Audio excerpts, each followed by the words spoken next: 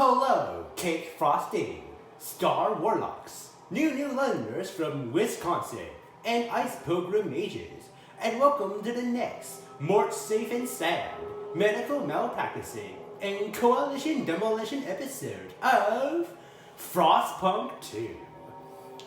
Last time we left off, our unfinished goods and finished prefab supplies were slowly weakening week by week as I struggled to construct enough factories to keep up with the growing demand.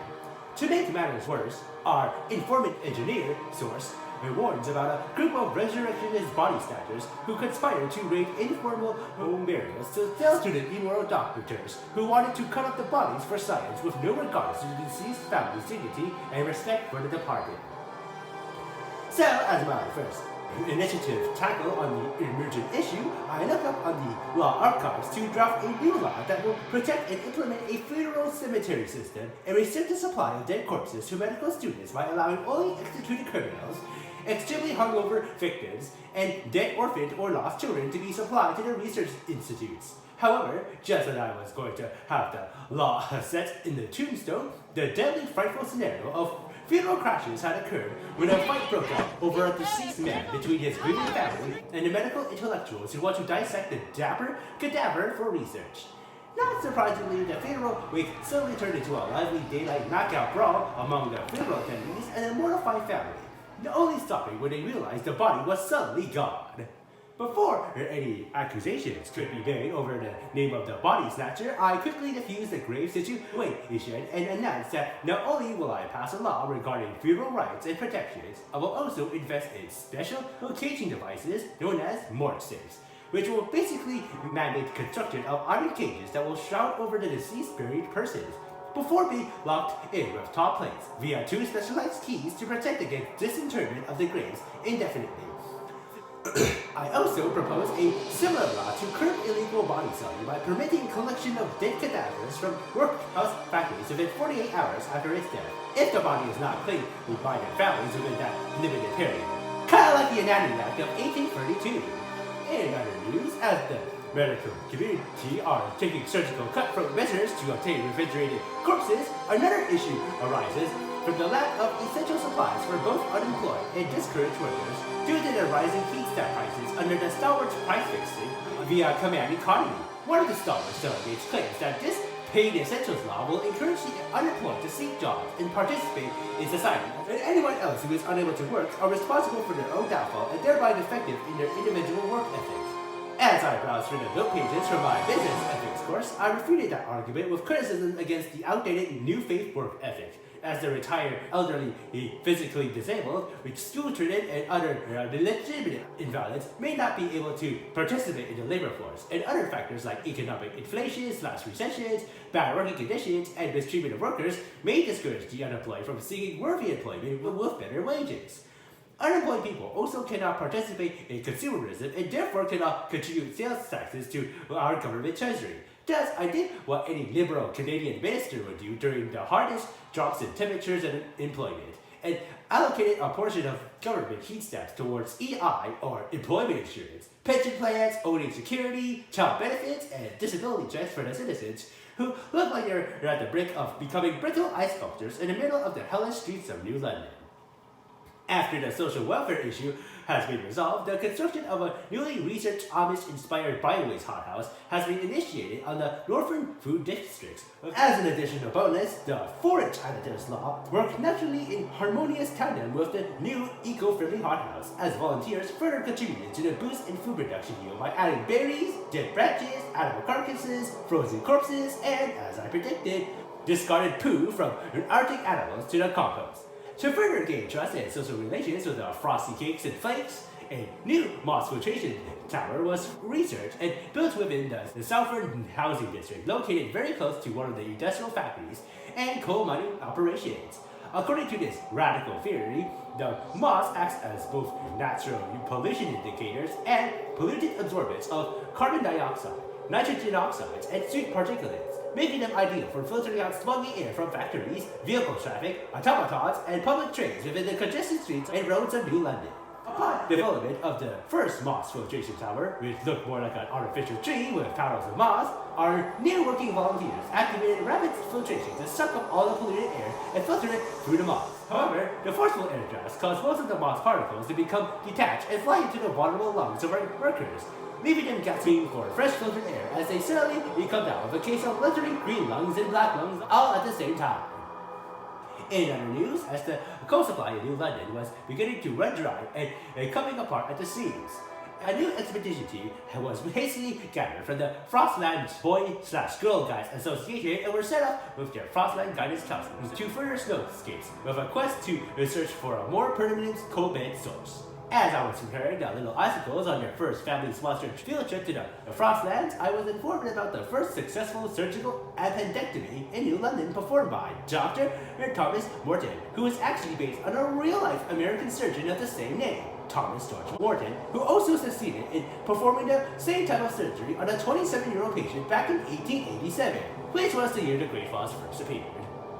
In spite of the belly aching about his sensationalization of his fame in open amphitheater surgeries and jealousy hating on the famous doctor's guts, I allowed our all-American hero doctor to continue on his gutsy procedures in public to inspire future New London generations with revolutions in radicalized medicine. However, within weeks later, that same American doctor made another gut-wrenching appendectomy on a small child in that same operating theater, but possibly due to its illusions of grandeur, had accidentally busted the little worm's gut and spread his excess abscess all over his peritoneum, thereby killing the young boy with septic shock, which he probably deeply regrets and shocked himself considering his love for abused children. Upon hearing about this stomach-punching news, I immediately had deadly Dr. Morton's medical license revoked for his negligence and medical malpractice. I think there should be an official peer-reviewed and independent investigation into this peculiar gut-turning matter, and until then, no more theatrical appendectomies until further notice. As a family being my workers dying from gut-bursting drama wasn't bad enough, all of my coal reserves in New London will have suddenly run out, and if we can't find a huge permanent fossil fuel reserve soon enough, the city's generators may soon be running on dead mummified bodies and eventually fumes. With even more motivation coursing through my shrunken veins, I push on even more construction and development of expedition teams to search beyond the frozen bay for any geological signatures of this dark, earthy, bituminous substance. Just when I thought hope for the city was out of reach, our Frostlander team radioed me about a strange row of neatly piled bodies with black viscous and oily liquid covering their faces, like one of them old minstrel actors wearing blackface, possibly as some unorthodox method to keep their faces from icing up under the cold winds. Among the bodies, I found a map that points to an old machine in a desolate coast located further west from their mass open grave burial. In other Frostland news, we also found an impoverished and squalid fishing village full of emaciated Frostlanders, feeding off of moss and small fish, possibly shrinking in size due to their overuse of large fishing nets over the past few generations, and due to their lack of central heating source. All of them had to survive by huddling and sleeping together like rat caves, relying on whatever remains of their own body heat to keep themselves warm in a totally non-homoerotic and completely heterosexual manner. Fairly pitting upon knowing that they're sleeping together like piled up logs, I commanded one set of Frostlanders to take the refugees and their remaining fish preserves to New London for some extra cooked food and warmth in exchange for their indentured, paid essential laborers, while the other team sets off to seek possibly new fossil fuel resource sources in the desolate coast. In the meantime, I had to promise the Stars I will look into developing a free youth apprenticeship employment program to prepare our children's future into the laborious workforce, after failing to restructure the council to include a guided voting system that will allow me to vocally advocate in support for this proposal in front of the council and thus increase my chances of having future laws passed flawlessly. As the council isn't too keen on giving up their way of democracy yet, I accepted defeat over my first failed proposal, but still kept my promise with the Stars, who supported my decision in exchange for upholding their education agenda. As of right now, I am struggling to keep the city from freezing to death as the coal pile slowly dwindles towards becoming a dusty plainer of thin pebbles, and I pray that those damn frosty hippies and pilgrims hurry the hell up with finding that damn old fuel extraction machine and finally reboot our surplus on coal once more. When the time hits you hard, you better be well prepared to face the consequences. And if you don't want this crisis to happen, it's best to tackle even little specks of issues before they come together into wicked problems. And if you ignore the problems long enough, those clumps will gather up some snow and accumulate into a chaotic mess known as a crisis. Let me get my projectors up. But before I continue, I need to take a sip of this cocoa.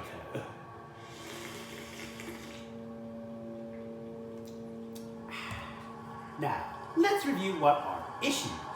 In the context of ethics, an issue is a point in question or matter that is in dispute, where different views are held or what ought to be in the purview of or purpose of the government business, citizen management, or stakeholder expectations. Here are some common ethical issues to expect from the city, and though it may not include everything, it does provide a sort of a snapshot of what we may be dealing with. Those include criminal harassment, extortion, as you already seen within these youthful gangs of federal children, harassment and discrimination, especially among factions, health and safety violations, such as the tragic case of Dr. Morton, fraudulent activities, slush funding, and I don't mean just slush in the snow, I mean like illicit funding of illegal or unethical activities, privacy violations, such as stalwart handling of the mandatory checkups, insecurity, unfair distribution of benefits, and deception and corruption. Now, according to Washington Manhattan, we can also expand the definition of the ethical issues with these four very important points. Controversial inconsistencies based on one or more expectation gaps, such as lack of comfortable shelter, yet lumberjacks are discontent on overtime to keep up with the demand. Number 2. Changes in legitimacy under management perceptions and changes in cost/benefit conditions under stakeholder perceptions. For example, sudden cuts in adequate food supply from New London to Outpost 11 leads to overthrowing of New London administrators and their families. Number 3. Conflicts in views of what is and or what ought to be good government performance or stakeholder perceptions of good government performance. For example, ungrateful, thankless workers rescued from unpopular work strike, demanding more social benefits from administrators who took them. And finally, number 4, implications of an actual or anticipated resolution that creates significant identifiable present or future impact on the government. And another example, administering cocaine pills to boost motivation has severe health consequences related to addictions and overdoses if left unchecked, and lower motivation from withdrawal. Now, in order to keep track of certain issues, you need to keep track of its life cycle. Now, what exactly is an issue life cycle? Well, for starters, issues can be managed by viewing in 2 dimensions of time and degree of awareness. Degrees of awareness at various stages of life are identified as none or little, increasing, prominent, peaking, and declining. Now, during the T1 period, issues often receive little or no attention. Some issues may not be evident at all, such as temporary homelessness, cold workplaces, or suicide spread. Managing officials or stewards should be aware of these possibilities, especially when facing early stages of a new issue or emergence of an old issue.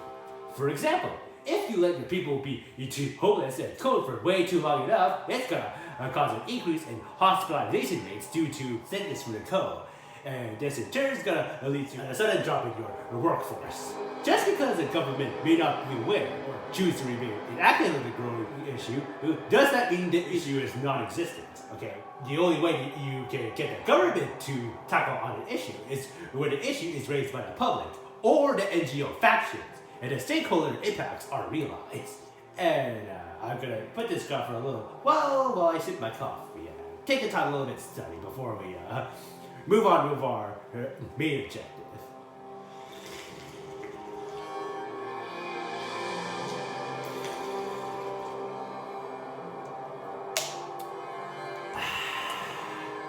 Okay then, let's go test the map.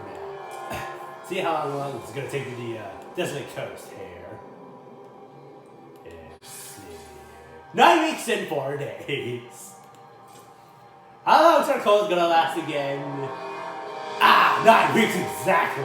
Damn it. This is not gonna be easy, guys. I might end up filling this mission here. Let's just focus on housing our people first. Oh, Jesus. We need 200 prefabs for this, so... Oh, wait, hold on a sec. So, I think I'm gonna propose some emergency shit. And every week at a job I can't stand. I always tell myself that one day I'll be the man. What we gonna do tonight, Frank? We're gonna take over the world. Gonna take over the world. Gonna take over the world. Na na na na na na na. Na na na na na na na na na na na. What we gonna do tonight, Frank? We're gonna take over the world. Gonna take over the world. Gonna take over the world. 60 a week. Well, at least liberated youth is being researched right now. And we do have surplus of materials and food here. But we are totally lacking in goods, so... Uh-oh! Ah! 14 died! And trying to engineer the original shells, damn it! Yeah, sorry, I still have this cough, but I'm getting a lot better right now. Okay, that should be enough. We should build a new factory. Preferably something like really close to the other building, so I won't have to waste too much on coal, which I am like totally running out right now. Now probably I should phosphate this. 2, 3, 4, 5, 6, 7, 8. Maybe frostbake a little bit more. 2, 3, 4, 5, 6, 7, 8. How bad's the crime? Uh-oh, it's growing. We might need to mobilize some enforcers. Should I fund the projects? Yeah, we got plenty of heat now, so let's fund some projects. Not enough though.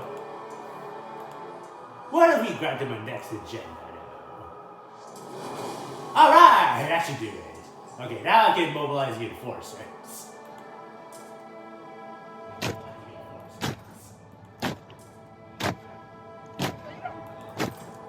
Okay, crisis averted. A wise use of public funds. Why, thank you, Alex O'Neill. No continued prevention in place of council agenda by Stone. Ah, shit. This is breaking better. Traveling program. Okay, fine. If you want, I can grant you the next agenda after the Star Wars, okay? Continue prevention. No continued prevention. It is the responsibility of the individual to take care not to infect themselves or others. Ah, man, that's gotta bother the increased disease. But at least the tensions are decreased. No, you know what? Maybe we should negotiate for them to vote against the law. Okay. Alright, let's see. Let's try New Londoners. You can vote against. They will vote against passing the law during the next vote. Like, I really don't want to pass this law, okay? That's gonna cause an increase in like epidemic disease rate. You know, I don't want my workers to get sick. I don't trust them to take care of themselves to not infect others. Okay, that's gonna make some people a little bit angry, even though the net tension may be decreased. It's just not worth risking my workers' health. What about the incineration facility? Facility that gathers and burns rubbish in order to keep the city clean. Scoring is greatly decreased, but disease is slightly increased as well. 40 heat to that, and 300 workforce required. Let's try a waste incineration facility. Okay, I think that should be enough. And let's vote right now. Quah, quah, I don't really want to prevent contagions, man. Gotta be against. The votes are in. The measure fails. Really? Okay. Alright. Sorry about this, stalwarts. No decent people rejected by that. No decent people want this waste incineration facility rubbish. I get it now. If we don't have someplace else to burn, how else are we gonna dispose of the rubbish? Why would someone promise such nonsense? Hey! Okay, I really don't want trash lying around the street, okay, because, well, you know, someone might accidentally trip over and hurt themselves, and what if they accidentally step on like a raw snail, okay? They get freaking tetanus, man. We don't have free antibiotics in this whole entire world, man. This is a great way to, like, make sure our neighborhoods are looking very spick and span, and if you have a very clean neighborhood, you'll also have very healthy ones, too. And you also don't end up attracting a bunch of friggin' hobos and judges of society and maybe a bunch of harlots around here. It's good for making sure we clean up both the crime and our streets. Yeah? Oh, yes. Yeah, I forgot. I need to build the districts. The housing district, right, of course. Yes. Hold on a second. Where should I build this? Okay, let's build it around here. 1, 2, 3, 4, 5, 6, 7, 8. Okay, and maybe a little bit more here. 1, 2, 3, 4, 5, 6, 7. Wait. There. Oh, and then we build a new industrial district. Let's try here. 1, 2, 3, 4, 5, 6. Maybe we should focus on goods. Uh-oh. 3 weeks. 3 weeks and 5 days. This city's totally gonna die. Oh, shit. Hi, guys. I lost my orientation. What's going on now? Coffee.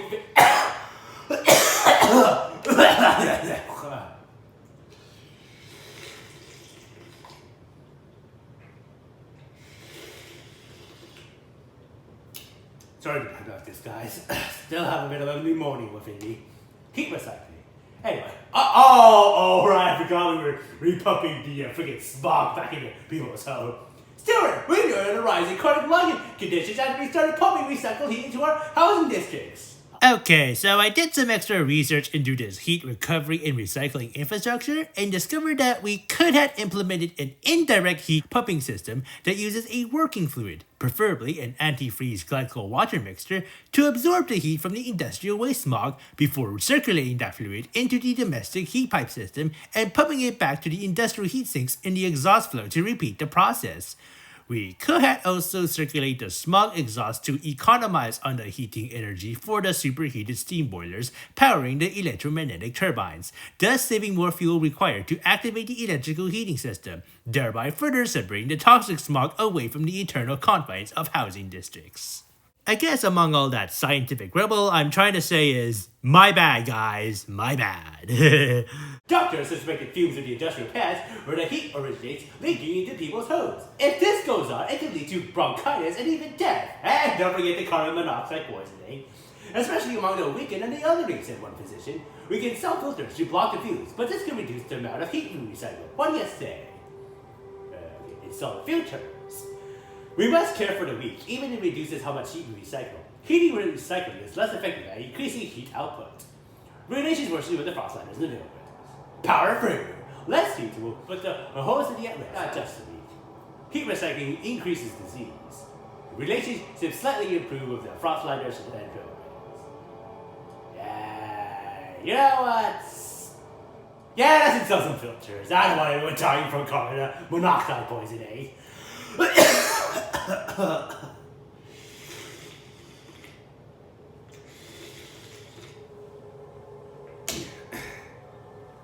Yeah, I really don't want to get sued over this, so let's install some.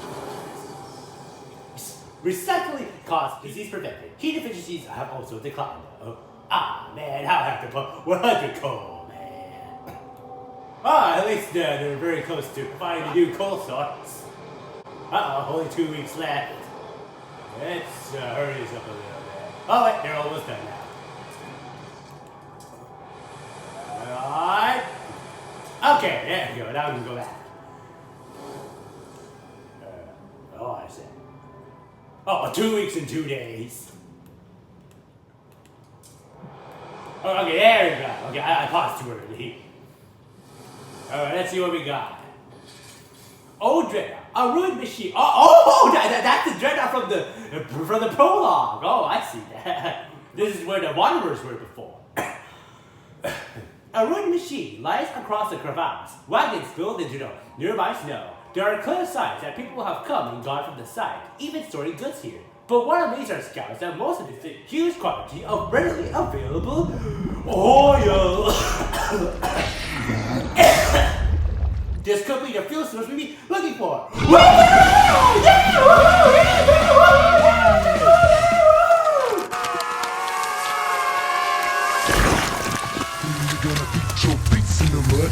This place might finally provide the fuel we're looking for. We will be able to build a new colony on this site. Alright, we finally finished the mission! Woohoo! Yeah! Woo! Yeah! Just in time. There's 2 weeks left of coal left over. Oil tubes! On the broken shore lies an old derelict dreadnought. It seems to have been upgraded to run on oil as it rests beside rich deposits. Perhaps the site was a refueling station, but deep in the black pools lies rows of frozen bodies. Oh no, those are the wanderers! Nah. Frozen bodies wrapped in shrouds and placed in the still wells. Our scouts shudder at the sight. Holy cow! It's just like how ancient Egyptians soaked a wrapped dead in bitumen and tar to preserve the bodies before their tomb burials. These oil deposits would surely solve our fuel needs, but we would have to desecrate these graves to access them. What should our teams do?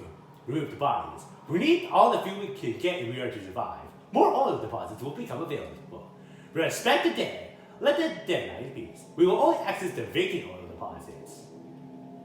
Yeah. Oh man, there's more ethics. Is there anything about the ethics about removing dead bodies from the oil?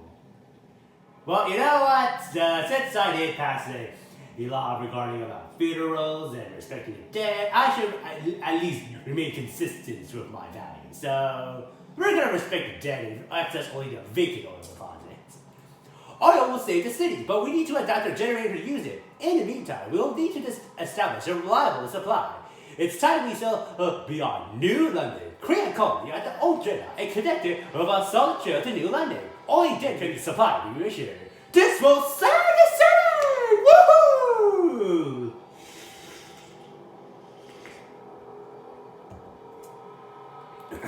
Alright, but first let's establish a colony. Okay, we got 20 Frostland teas, we got a chunk next to this city. Oh boy, we can establish a colony here. Connect the path.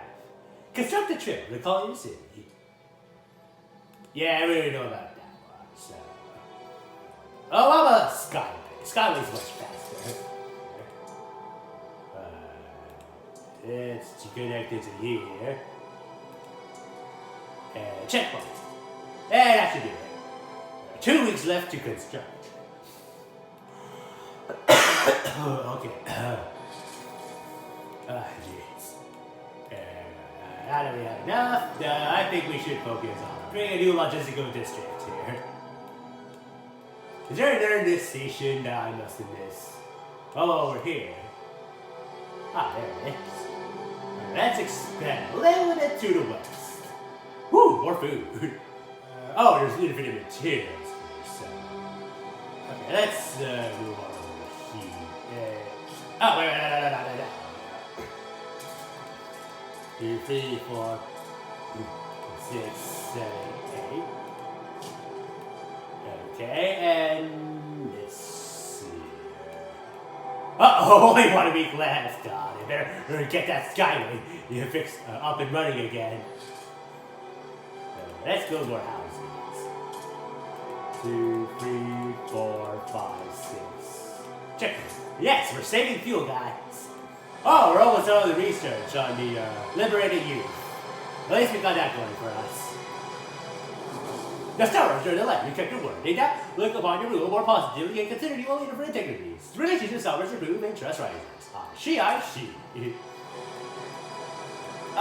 then we have to research the waste incineration. Resources. Where is it? Oh, there it is. Waste management facilities. I think I must have heard something of that from my studies. What is it called again? The 4 R's. Reduce, reuse, recycle, recover. Oh yeah, that way we can make a more circular economy instead of a linear economy. Because in a linear economy, you buy some shit, and you use the shit, but then when the shit becomes very useless, you throw away the shit. But in a circular economy, you can actually recycle that shit back into useful shit. And once that becomes useless, you can have it repurposed again into more useful shit. It's actually much more energy efficient and also cost saving. But since I already promised the Londoners that we would use a waste incineration facility, promise is a promise, guys. I really don't want to break my trust with these people. Facility that gathers and burns rubbish in order to keep the city clean.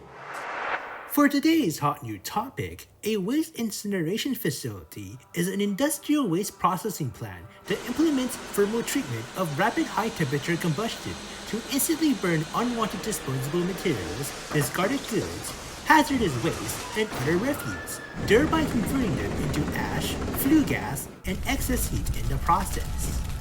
Any byproduct ash particulates and solid lumps remaining after incinerating various substances are either carried away by the flue gases exiting from the exhaust chimney channel or collected for landfill burial, bricklaying material, concrete mixing, or cement filler in urban construction, as well as nutrient soil conditioners for the hothouses. During the ash collecting process, flue gases are also scrubbed, filtered, and alkalinized to prevent their harmful polluting effects on the atmosphere upon release from the chimney pipe and dispersion into the environment, converting them into less harmful byproducts that can be recycled for other useful purposes. Any excess energy produced from the waste incineration can be harnessed to power up high-temperature boilers and steam power generators, which can help co-generate additional heat and electricity for nearby residential districts, or provide auxiliary power to factories and materials processing plants within the proximal area, thereby functioning as waste-to-energy facilities. So how does trash, rubbish, or refuse, or whatever you would call it, affect the urban squalor in New London? As New London slowly began to modernize from a pre-industrial rural settlement to a major industrial powerhouse, the amount of household, industrial, and processing waste multiplied by significant levels of magnitude as the city struggles to tackle the rising squalor caused by excessively wasteful and improper disposal of refuse. Compared to how wasting squalor was dealt before the Great Frost, solid waste management in the remote Arctic city of New London poses additional human health, environmental, and economic challenges to all communities for the following reasons. For instance, geographical remoteness of the Frostlands poses dangerous risks, prohibitive labor costs, and heavy logistical burdens to the transportation and disposal of municipal trash to long-distance isolated areas further away from the main city, which may have to be done by either cabled skyways, dreadnought barges, or mechanical snowmobiles. Thus, to save up on waste disposal costs, the trash is often either left behind in proximity to the city outskirts or left to linger within the warm, dark alleyways of the city streets, tossed away in stagnant sewer pits, or buried deep underneath domestic dump sites. However though, limited space on a remote, deserted landmass poses major economical barriers to productive land development that would be vital to providing extra heating, food security, utilities, and manufactured goods for the general population. Though ocean dumping may be a common alternative among remote Arctic cities, this polluting practice would spell grave negative environmental consequences to the oceans, sea ice, indigenous nomads, and Arctic wildlife. Overwhelming organic waste that remains untouched or improperly disposed can lead to major widespread plague of various gastrointestinal diseases, such as campylobacteriosis, giardiasis, and salmonellosis, to both humans and domesticated animals living within the warm urban boundaries of New London, causing major symptoms like nausea, vomiting, dehydration, and diarrhea. Unlike municipal waste landfills in temperate or warmer countries, waste dumps in the Arctic decomposes much more slowly due to the extremely cold permafrost and can last for centuries out in the Frostlands if not properly disposed. Any organic matter such as vegetables, fats, carrion, offal, and other food waste dumped closer to the city would attract dangerous Arctic predators like polar bears who may decide to venture into populated urban areas in a desperate quest for edible nourishment, thereby posing significant risk to the New London inhabitants. Leaching chemical and infectious waste can pose a toxic hazard to the fragile surrounding environment of the Arctic, and may even create additional dangers if volatile chemicals were to interact and cause fires, such as with disposed batteries, or infectious items were to come into contact with the wildlife and cause deadly outbreaks, such as with medical waste infected with cholera or influenza. When plastic waste in the frostlands remains constantly exposed to the torrential Arctic winds and precipitation on a continuous basis, they can easily deteriorate and degrade into microplastics within a few decades or even years before spreading across the sea ice, ocean waters, snow beaches, and sediments. Microplastics can be inadvertently ingested by the aquatic wildlife and slowly bioaccumulate upwards to the terrestrial and avian Arctic food chain. While ad hoc solutions like unlined landfills outside of the city or open burn pits in residential areas may provide partial relief to the rising squalor from refuse, the consequences of rapid industrialization and urbanization has become apparently clear enough that New London needed a more centralized form of municipal waste collection and incineration system to tackle the economics of scale in accumulating refuse. So how did the United Kingdom deal with waste before the Great Frost, and when did they exactly start burning it? As the Industrial Revolution was rapidly contributing to urban development across the British Empire, growing cities were seeking cheap solutions to disposing refuse, including human feces, without causing disease outbreaks such as cholera to human population, nor contamination of the urban and natural environment, and also sought profit from selling the waste byproducts from processing the refuse. Several prototype refuse burning furnaces has been designed and tested in mid-19th century Britain, though many of them resulted in failures due to their heating inefficiency and the highly expensive cost of fossil fuel consumption in burning various items of household waste to completion. Though they had special furnaces built by dust contractors who would collect ashes and street sweepings from urban households as heating fuel and hope to convert human sewage to clean manure for the farm fields, they still required a large mixture of coal to ensure their complete cremation. Historically known as refuse destructors, or simply destructors, the first modern waste incineration facility was patented in 1874 by Alfred Fryer, who had the first trash burning furnace constructed in the city of Nottingham under the engineering company named Manlove Elliott Fryer & Co. Limited. Formerly a company that manufactured centrifugal drying machines and bleached wholesale cloth materials, Manlove Elliott Fryer & Co. Limited gained their reputation as the most popular constructors of destructors in the UK, erecting facilities in southeast towns like Southwark, Manchester, and Leeds, as well as in major areas of London City.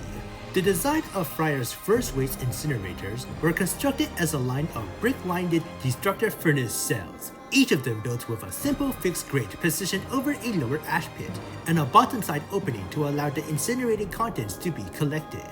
Each cell has a sloping inclined hearth channel and a brick-laden flat top side opening that allowed refuse to be dumped in batches by carts or lorries from above. Each of their furnaces had an angled reverberatory iron roof that reflected and concentrated the heat towards the burning mass, thereby further increasing the high peak temperature of the furnace. Any organic refuse such as vegetables, bones, ground dust sweepings, and carry-on within the refuse batch were carbonized into useful charcoal that can be collected and sold as domestic heating fuel. Though some destructor facilities did integrate a waste sorting line to extract valuable items such as iron scraps, bones, cloth rags, and rotten food for recycling and reuse, the unsanitary stigma associated with physically handling trash before incineration made the practice largely unpopular among laborers and was thus completely abandoned during most of the 19th century era. Incombustible solid ash and cinder particulates, or clinkers, left over after the incineration process were collected in cast iron side boxes and recycled as mixing filler for cement material or garnered up with limestone to create brick mortar. A central main flue was located underneath and between the destructor cells and collects any fly ash and dust spewing out from the incinerated refuse. As the hot gases circulate through the central flue, the incoming batch receives preheating treatment to dry out any possible wet refuse mixed in with the batch, such as urine, animal feces, wastewater, or sewage sludge, before complete combustion in the furnace can take place. Though Fryer's architectural design was considered groundbreaking at the time, it was still imperfect as the central flue outlet was interconnected with the refuse feed opening. While the leading refuse in the furnace undergoes complete incineration, the refuse lagging behind near the opening would slowly dry and partially decompose, giving off foul and sometimes toxic odors as hot gases exited out from the central outlet flue. As the British Empire began constructing new electricity generation plants in the 1880s, entrepreneurs were seeking cheaper sources of fuel for public and domestic heating and lighting to compete against the popular gas lighting companies, and saw destructors as a promising heat source for the boilers in steam power generators and district heat piping, most notably public bathhouses and sewage pumps. As a result, multiple new firms that manufactured and operated refuse destructors were starting to be praised as innovative visionaries in alternative steam production, and thus became the early modern forerunners of waste-to-energy facilities. Destructor facilities would often integrate water tube boilers within the central flue, and allow the hot gases to pass through multiple water-filled boiler tubes to maximize heat transfer, thereby rapidly generating sufficient steam for the electric generators and public heating during winter time. Other plants would sometimes implement flue-type fire tube boilers, such as Lancashire models that integrate well within the destructor cell system, though this type of waste-to-energy production was very uncommon due to their vulnerability to extremely high temperatures. In the year 1885, 2 years before the Great Frost, an architectural engineer named Charles Jones of Ealing improved on fire's design by adding a secondary furnace, or fume cremator, within the central flue outlet itself, which would provide a form of secondary combustion to eliminate foul odors from the decomposing organic matter in the lagging refuse.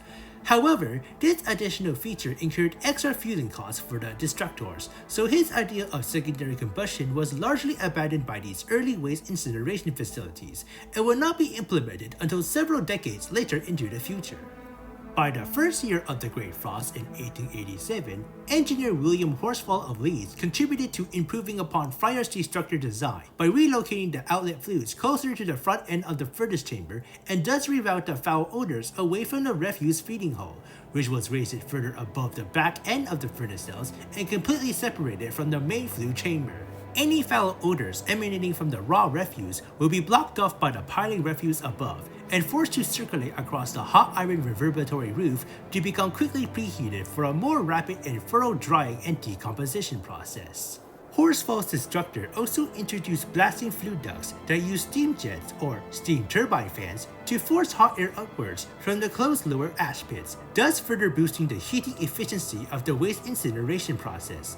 The temperature of the main flue gases in Horsfall's design can reach up to 815 to 1090 degrees Celsius, or 1500 to 2000 degrees Fahrenheit, which was hot enough to decompose any remaining noxious fumes into less harmful air pollutants. The refuse destructors would be too dangerously hot to risk opening the doors by hand or tool, and thus made it difficult to collect solid clinkers after each incineration cycle. So the clinker doors had to be operated by suspended chains connected to balancing counterweights before shovels and hooks were used to collect clinkers for reuse in construction aggregate mixing. So how much has technology progressed since the Great Frost in the field of waste incineration? Waste incineration plants in the early 20th century New London operate with a more modernized moving grate system that allows trash to be more thoroughly incinerated through stages of drying, primary combustion, and secondary combustion. Upon arrival at the destructor facility, lorries or trams unload tons of refuse into a massive underground storage area known as the waste bunker, before a mechanical waste crane grabs and lifts a massive volume of trash and drops them into the throat passage leading to the upper end of the moving grates within the incinerator. Automatic reciprocating grates, or stokers, powered by steam engines, move the refuse at a descending incline and expose them to high-temperature oil/coal gas burners oxygenated by primary hot blasting combustion air from below, thus thoroughly disintegrating the refuse into bottom ash, where they are extracted, cooled down, dried, and recycled as aggregate materials for concrete, brick, mortar, or cement. As the fumes arise from the burning refuse, secondary combustion air above the moving grate is supplied through high-speed aerating nozzles to induce turbulence within the flue gases, thereby ensuring thorough mixing and complete combustion of toxic byproducts. Some multi-step incinerators would inject secondary combustion air in a separate chamber downstream from the primary combustion chamber, or install backup auxiliary burners to ignite the rising flue gases. Once the flue gases reaches to temperatures at or above 850 degrees Celsius or 1560 degrees Fahrenheit, steam superheater coils within the exhaust flue capture its excessive heat until the steam reaches temperatures of 400 degrees Celsius or 752 degrees Fahrenheit and becomes pressurized at 40 bars or 580 psi, which is suitable for powering turbines connected to electricity generators. The temperature of the flue gases would have lowered to 200 degrees Celsius or 392 degrees Fahrenheit before exiting out from the main chimney flue. Expanded industrial plants may use rotary kiln incinerators that are based on the cement kilns patented by industrialist Frederick Ransome in 1885-87. Like with modern incinerators, the rotary kiln design has primary and secondary combustion chambers, with the primary chamber consisting of an inclined rotary cylindrical kiln with an inner refractory lining to resist against the high temperatures of oil-fueled burners, and a vertical secondary chamber that burns off the remaining flue gases before being released from the outlet flue.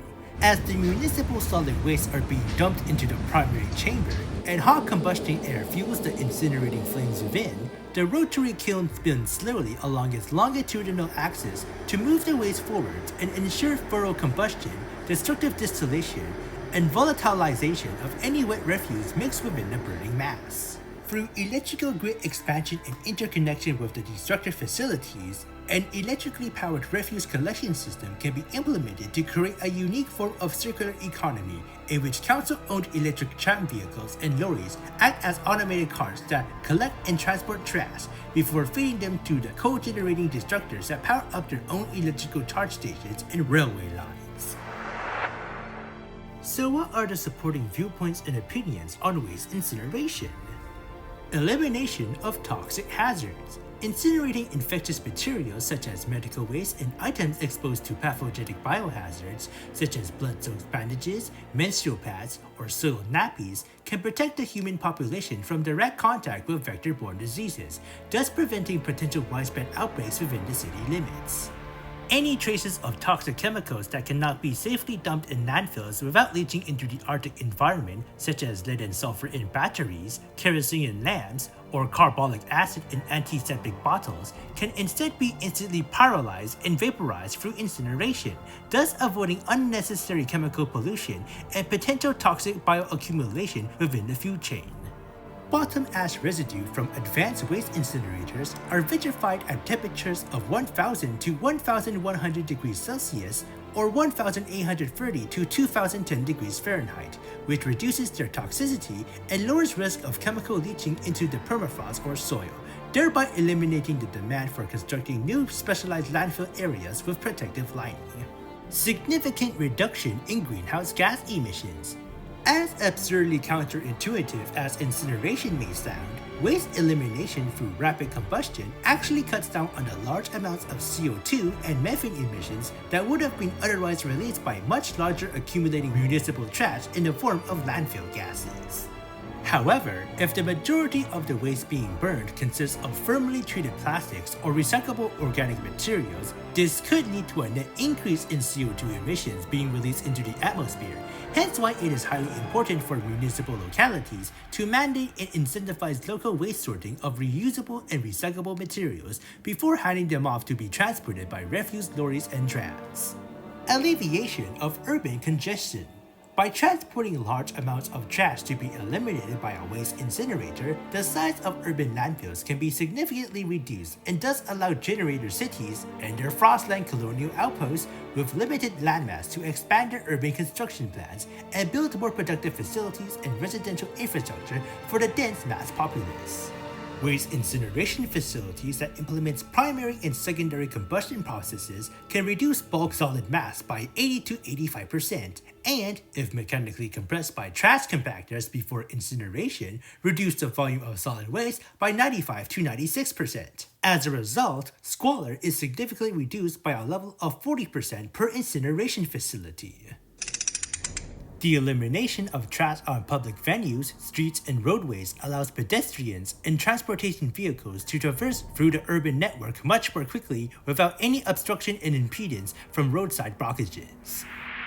So what about the arguments against and the counter-arguments for waste incineration?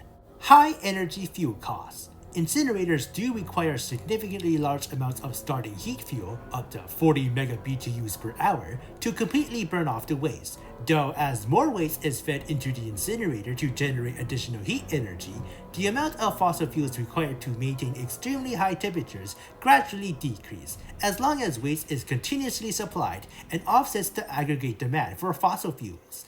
By delegating the energy fuel to waste instead of fossil fuels, waste incinerators can act as auxiliary waste-to-energy facilities that provide district heating, high-pressure steam, and electricity power to the industrial machinery and processing plants, as well as to nearby residential utilities such as bathhouses, hothouses, and washhouses.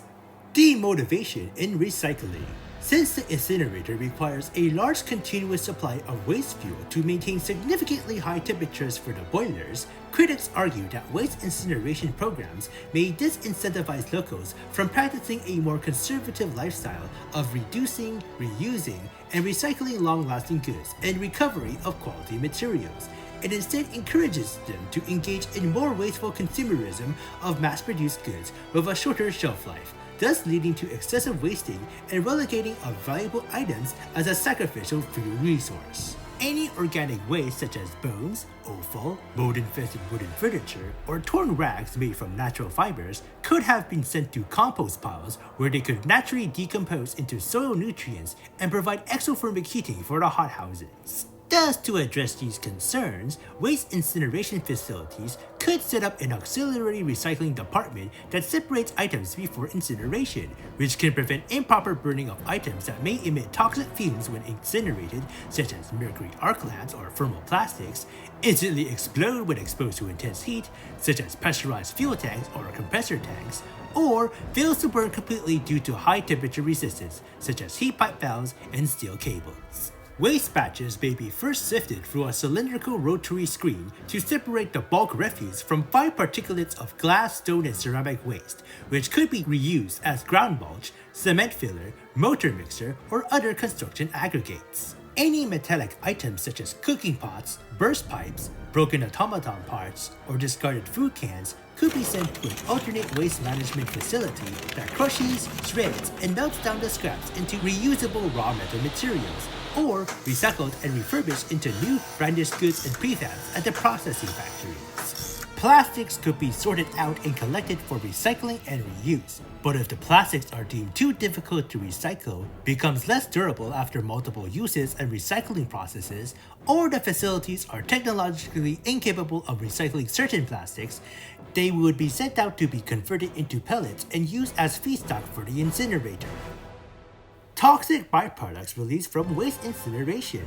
Waste incinerators that lack proper flue gas cleansing systems generate foul-smelling odors and toxic pollution in the form of CO2, NOx, SOx, fly ash particulates, heavy metals, dioxins, furans, and hydrochloric acid, which could intermix with the Arctic atmosphere to form acid rain and snow.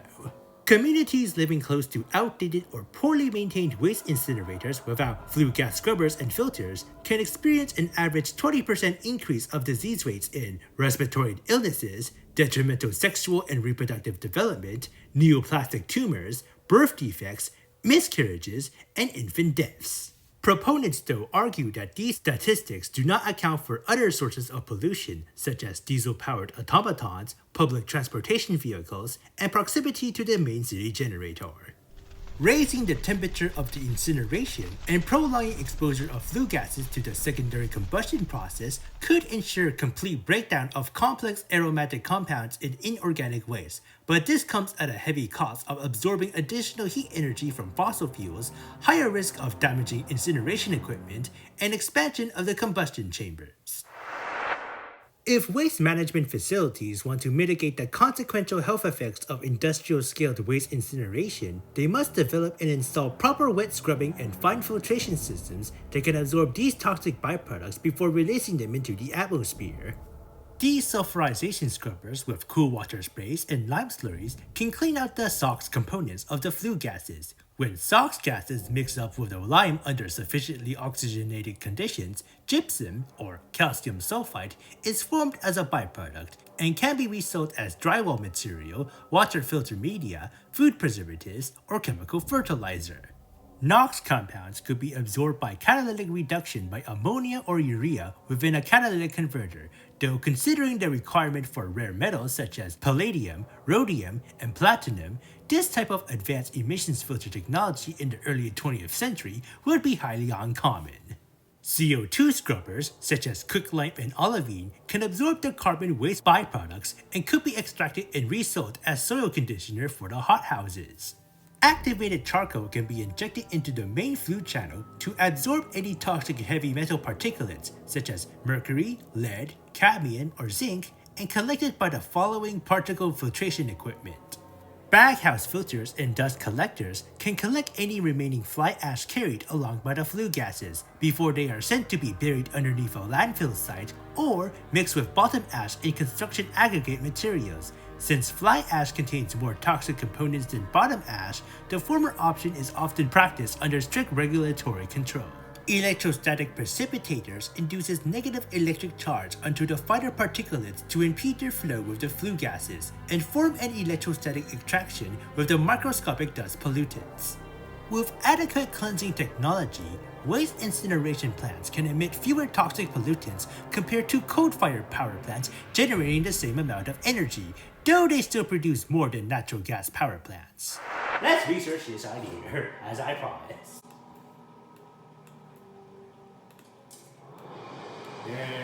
Oh yes, the factory logo is down there. So, let's build some new houses. Where should I build this? Yeah, preferably very close to the houses, so. 1, 2, oh, this triple, yes, bonus! 6. There we go, that should do it. And then I should probably expand both of them, so we don't have to waste too much money on new houses. So let's frost break over here. And then we can build a food stockpile hub. Okay, now that's ready right now. Oh, hold on a second. Okay, there we go. Ah, shit. I think I'm gonna do way worse. We got no more coal, guys. We're all out of coal. Let's see here. Requires 100 PFAS and 1 steam core. Construction time 50 weeks. Yeah, shit. Uh-oh. Check ready. 75 oil up with the new London. Yeah, let's work on that one later. Turn this off for now. Okay, and then we'll have enough to create a new. Send columns. Requires 100 PFAS. Ah, shit. We might need to hurry just a little bit up, fellers. How many PFAS we're making per week? Oh, for 38. So we might be prepared in 2 weeks. Please have your ticket ready when boarding city transport. Ah, unless they have a subways and a very efficient train system. Oh, jeez, I think it really was a bad idea to recycle all that smog into my home. Well, at least I'm having my staff to install some filters. So. Oh, okay, we should be ready right now. Alright then, let's send the colonists. Resource and population has been transferred. 3,000 colonists will settle here. Shipping UI Sky. Yeah, I can't turn this back on because I already sent all my Frostlanders here. That's why I'm making a new logistical station. Alright, let's see. Ah, there's no more workers. Well, the bright side, we'll have to worry about the housing situation. Ah, see. Ah, crap, I spoke too soon. Oh, and then never mind. Maybe we should focus on the goods. So I can, increase my tax sales. Oh, yeah, that's not enough. How much we're making? Okay, 21 per week. Oh, wait, hold on a second. We're stock up full of food here. You always have to stock up, fellas. Alright, let's go to hubs. Food stockpile. Wow, we need 100 workers. And 50 prefabs. Yeah, let's focus on where I can transfer my resources. Yeah, not here. Okay, that should be enough. Okay, and then there's hubs. We need 50 prefabs.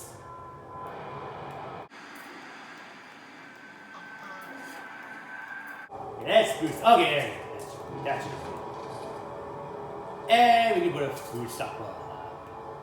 Yeah, like over here. And that will reduce the amount of workers.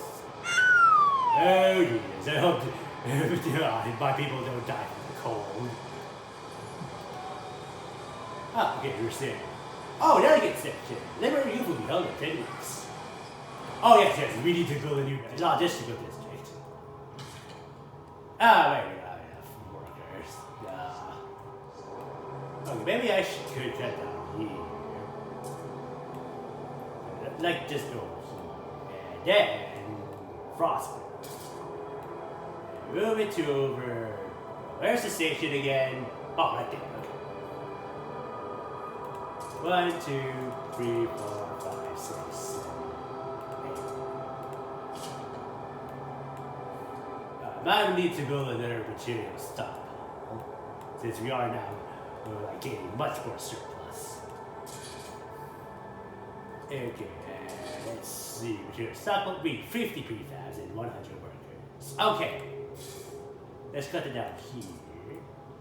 Oh man, I'm like a huge heat deficit, guys.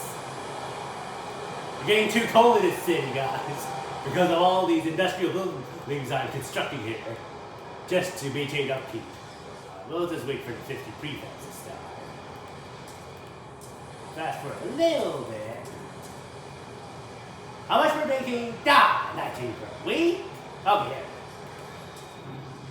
Okay, and then, where is it? Material stock. Right here. Okay, maybe I should have built it over here.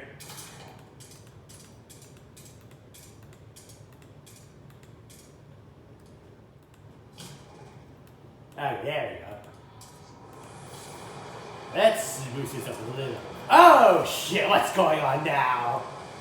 Is it about the sawmill? Spencer Jones, 22, pipe filter. Installing a filter between a heat pipe and machine exhaust. Done. God, what a moronic waste. Those reincarnate fuels have made us spoil the system with filters. And for what? So some geezer can weasel along for a few more years? So I can sub the bracket some resources until the inevitable occurs? If they're to die, let them get on with it. Life's the same, my machine is not worth living. You amended the heat recycling law to impose filters. Oh, it's so negative, eh, Spencer? I'm trying to do my best I can here, man. You should be happy you're actually being employed to do this sort of job, man. What the hell am I gonna do, Spencer Judge? As I already said in like every other episode, you don't have to live here in New London. You can just like F off and even like find your own friggin' happiness outside of friggin' goddamn frost wilderness, man. What the hell are you saying in this friggin' city anyway, man? Jesus Christ! I am so tired of putting up with people like you, Spencer. Always with that goddamn negativity. I mean, I'm sometimes thinking of myself, okay? But at least I'm actually doing something about it. Are they finished with the starters in the colony yet? Okay. They better hurry the hell up. I don't think my city can survive much longer. I gotta stay positive, guys. Gotta suck up on everything. On the bright side, at least it's gonna get warmer in a couple weeks. Let's see. Where's that station again? Oh, right there. Let's frostbite a little bit more. Oh, we don't have enough. All right, here, because they're frostbiting over here, so we can make space for the material stockpiles. Okay, I can actually make a surplus of heat. So it can make 24 heat. That's good. Okay, now I can make a new H for hub. Why am I not surprised? Which one is it? Oh, materials. There we go. Then I can set it over. Oh, right there. Yeah. In between. Press or change. That's why I call it efficiency, fellas. Okay, we can now take it out here because we don't need too many workers. Hurry at the station yet. Okay. Let's stand a little bit over here.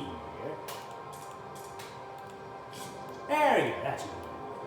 Oh, grass tensions are rising. Okay. Maybe we should hit it. Alright, I remember now. I promised it. I will grant in your next agenda. What's the new law again? Oh yes, the liberated youth. Let's negotiate. Let's talk to the Rosslanders. Vote for charcoal regeneration plant. Oh yeah, let's do some recycling.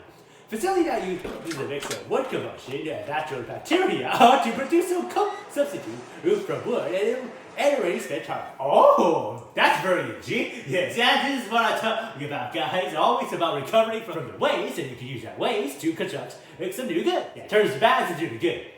Well, 150 cola, but disease is slightly increased. Turn heat demand. Let's do that one. At least I should compensate him for the waste incineration plan. Okay, everyone good. Let's vote on it, guys. Come on, come on, come on, come on! Give hope to the young people, fellas! Give hope to the children! Come on, come on! Alright! Okay! Woo! Yeah! Okay! Woo! Yeah! Yeah! Let's celebrate! Woo! Yeah! Alright! We're giving a bright future to the little frozen popsicles everywhere. Let's see what the people think. Liberty is out for. Let us be free, my fellow youngsters, says Lucian Goodman to Star Wars. Woo! Free! Freedom, baby! I bet our city will be vandalized by these brats. And that's how you put some enforcers here, so. Speaking of which, let's see some. Oh, crap, what's going on now? Is it about the heat? Avant-garde, the liberated youth. Oh, that was pretty fast. Steward. Ever since we've introduced the liberated youth gatherings, groups of young people have started forming around the city. One such group called themselves the Captain's Vanguard Collective has come with a request. Wildflower, Tin Man, Zeke, and I let our minds and bodies during our local gatherings, said one. We want to make beautiful art to celebrate this and praise the city for bringing us together. They wanted to erect a striking monument that will raise the city's and your esteem in the people's eyes. It only needs the resources to make it happen. Should we fund them? Fund the collective or deny the fund. Fund the collective. We will gather funds for 10 weeks to support the youth initiative. Heatstep's income per capita is significantly decreased. Relations will suddenly improve the Star Wars or deny the funding. We have other pressing needs to for our resources. Relations will still with Star Wars. Well, let's actually give the kids something to do here. I mean, I still would have preferred maybe a playground, but if you want to build a monument in the middle of the city, yeah, okay. Just make sure it's not a statue of me, because I'm not that freaking egotistical, guys. Let's fund it. Alright, how many heats there? 17, negative 6.8 on collective funding. And I need to increase the goods a little bit more, guys. Alright, 388.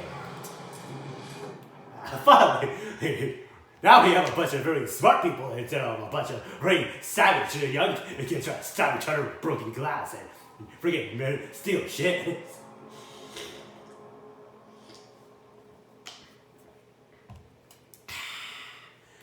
Alright, let's build a logistical district. For 200 prefabs. Oh, let's boost it up a little bit more. This one. Oh, right, there's one. A little bit more here as well. Ah, no, not that one. Okay. What should we do here? Okay, we can get rid of here. Yeah, but maybe we can get rid of here too. You know what? Maybe push it over here. Just do it over here. I want to get as much good as I can here, so I can compensate for the excess funding to the collective. I'm gonna tell explore on snow. I figured his programming must have malfunctioned. Ooh, Vegetarian Hospitals in New London. Cool. Okay, might boost a little bit more here. Just temporarily. Maybe fast forward a little bit. But not too fast. Oh, I said. We just need a little bit more. Do not keep your frozen departed indoors. Leave them outside for collection. Alright, the funerals, of course. Yeah. Yeah, that sounds like a very good system of, collecting up the dead. Okay, now we have enough prefabs to make the new way station, so...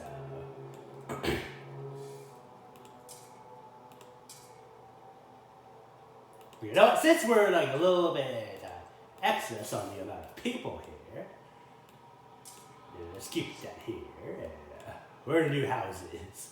What is this one? Okay, let's tone it down a little bit here.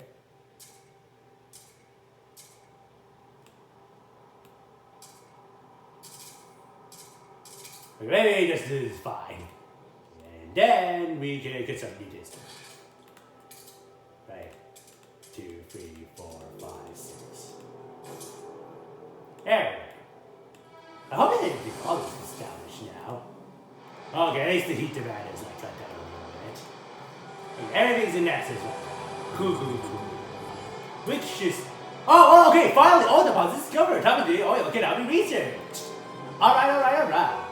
Ah, shit, why is there any frozen to death? Oh, crap. Oh, dreadnought. To move carry to this location. Oh, okay now. Resource transfer. Send people and go to this location. Alright. Oh, that's very awesome. You can actually switch between different cities. Oh, honestly, maybe only take myself. Transfer heat tubes. What is it? Generator is disabled. The colonists. A melting pot of individual, single-minded in your purpose to colonize. Okay, let's establish a new colony here. Alright. We need 200 prefabs for this. Transfer oil to at least 75 to New London. This New London. Oh, shit. So let's start with the prefabs first.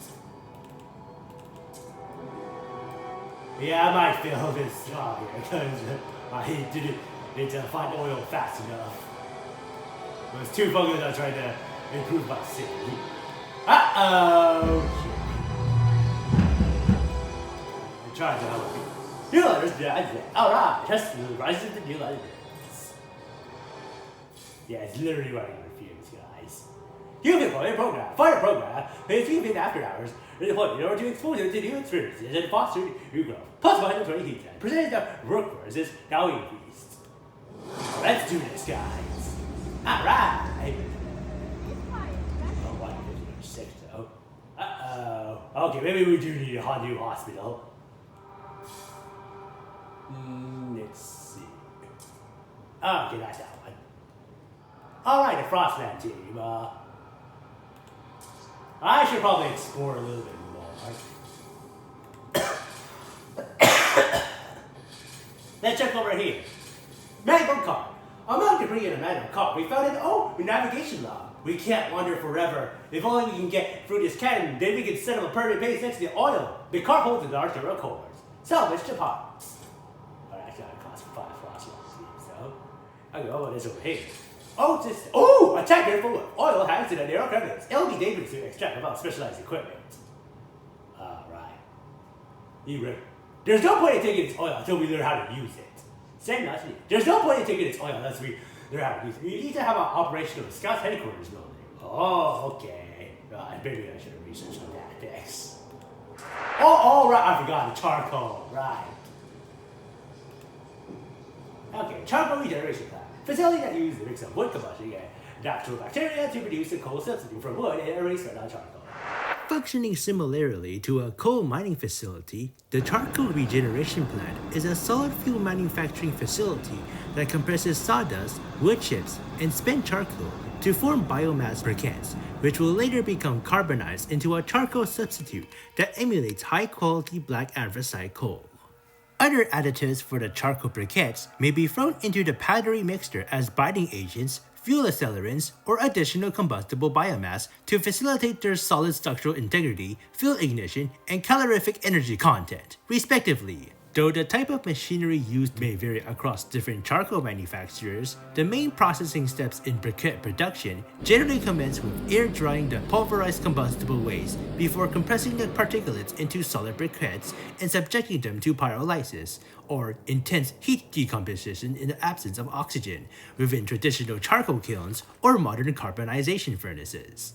The heating equipment used in charcoal regeneration may obtain the energy from traditional firewood, or a flammable biogas produced from methanogenic archaebacteria decomposing an organic waste slurry charged with human sewage, animal feces, and food waste within a closed vessel known as an anaerobic digester, or biomethane reactor. Though the main purpose of the plant is recycling unburned charcoal waste to conserve coal stockpiles for the generator, the solid fuel particulates may be mixed with coal dust from other mining industries, or wood tar from carbonized pine wood as binding agents and fuel accelerants. The waste byproducts from the destructive distillation of wood may be recovered to further boost carbonization, or processed further for other commercial and industrial applications. Here are the important detailed steps in charcoal briquette manufacturing. The crushing and drying of wood waste. Wood waste such as sawdust, wood chips, shavings, discarded furniture, or moldy prefabs are further shredded into much finer dust particles through multi-machines, wood crushers, and wood chippers to provide a more consistent, uniform, and dense solid medium for the biomass briquettes.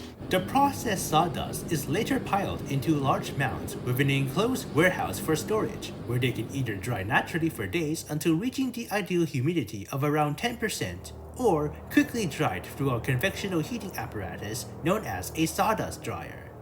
Though some technical designs may vary, the most commonly used drying equipment is the airflow dryer, that mainly consists of a firewood stove to provide convectional air heating, a hopper to intake the sawdust feedstock, and optional discharge screws or conveyor belts to facilitate easier transport of the sawdust. Upon entering through the hopper, the sawdust is forced by a suction air draft fan through a series of U-shaped loops and buffers that ensures thorough drying within multiple heat convection loops, before exiting out from a cyclone sawdust collector that has a filter to separate the solid waste from the wood smoke. Other facilities may use a modern rotary heating kiln that spins on a longitudinal axis to thoroughly dry the sawdust as it tumbles around within the hot hollow drum. Hopper mixing with combustible and binding additives. Once the sawdust has been sufficiently dried, they are transported to hopper tanks to be thoroughly mixed with other additives to ensure solid cohesive binding upon compression, such as with cornstarch, wood tar, or wax, acceleration of fuel ignition, such as sodium nitrate, spent charcoal, or coal dust, and supplementation of calorific heating value with additional biomass, such as dried crop waste, bark strips, and chopped straw. Crushed limestone powder may also be added as a colorant to simulate ash when the briquettes are burned, and borax may also be thrown in as a release agent that makes the briquettes easier to remove from the press after heavy compression. Compression or extrusion of biomass briquettes. Upon exiting out of the hoppers, the powdery mixture is transported to the briquette machines and compressed under high pressures into hardened biomass briquettes. Some presses can vary in technical designs, such as hydraulic piston presses for manufacturing medium-sized briquettes, roller presses for mass production of smaller-sized briquettes, or extruding presses with feeding screws and compactors to squeeze the briquettes out like toothpaste, sometimes with heating ceramic rings around the outlet to preheat and char the briquettes for carbonization. Each press may also mold different briquette shape designs, though the most common shapes are often small and pillow-shaped as the furnace site for facilitating airflow, perforated and cylindrical like a beehive for uniform and efficient burning, or elongated and hexagonal for easier compact storage. Carbonization, the pyrolysis of biomass into charcoal. To prepare the biomass briquettes for carbonization, colliers, or charcoal burners, stack up the briquettes into a circular pattern within traditional charcoal kilns, which are hollow conical brick-laden structures with a central chimney hole, bottom vent openings, and an open entrance leading into the kiln.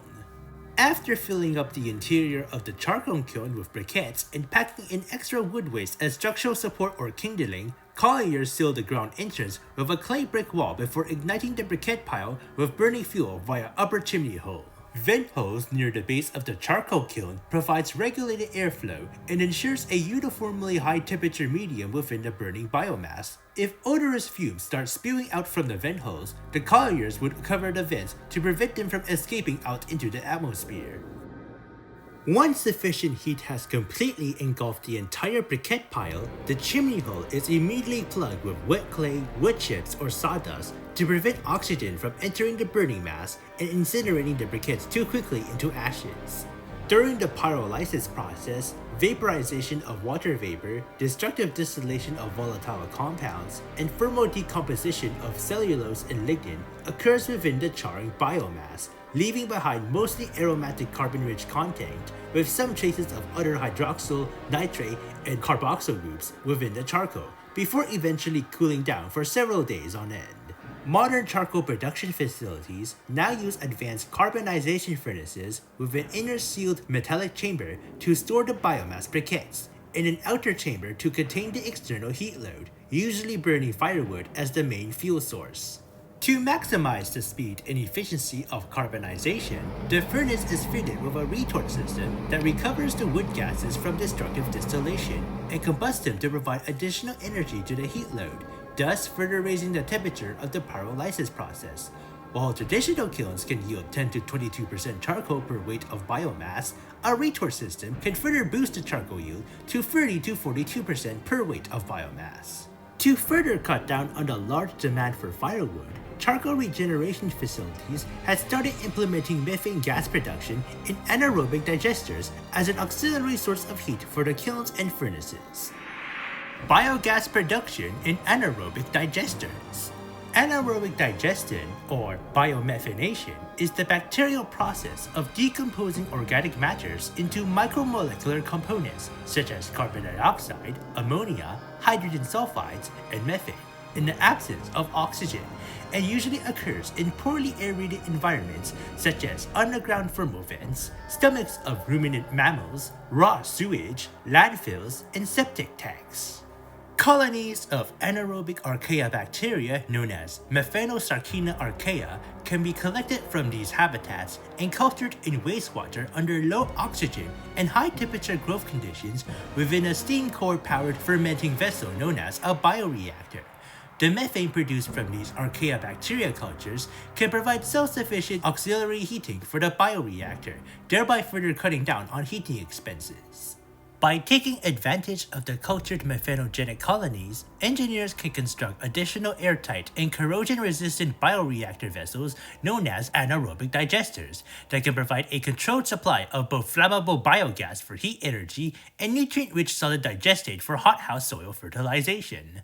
The first historical record of producing waste byproducts as an energy resource from anaerobic digestion dates back in 1859 in a leper colony of Bombay, present-day Mumbai of India, where sewer gases were channeled from the underground sewage tunnels and ignited within modified gas lamps to light up the streets.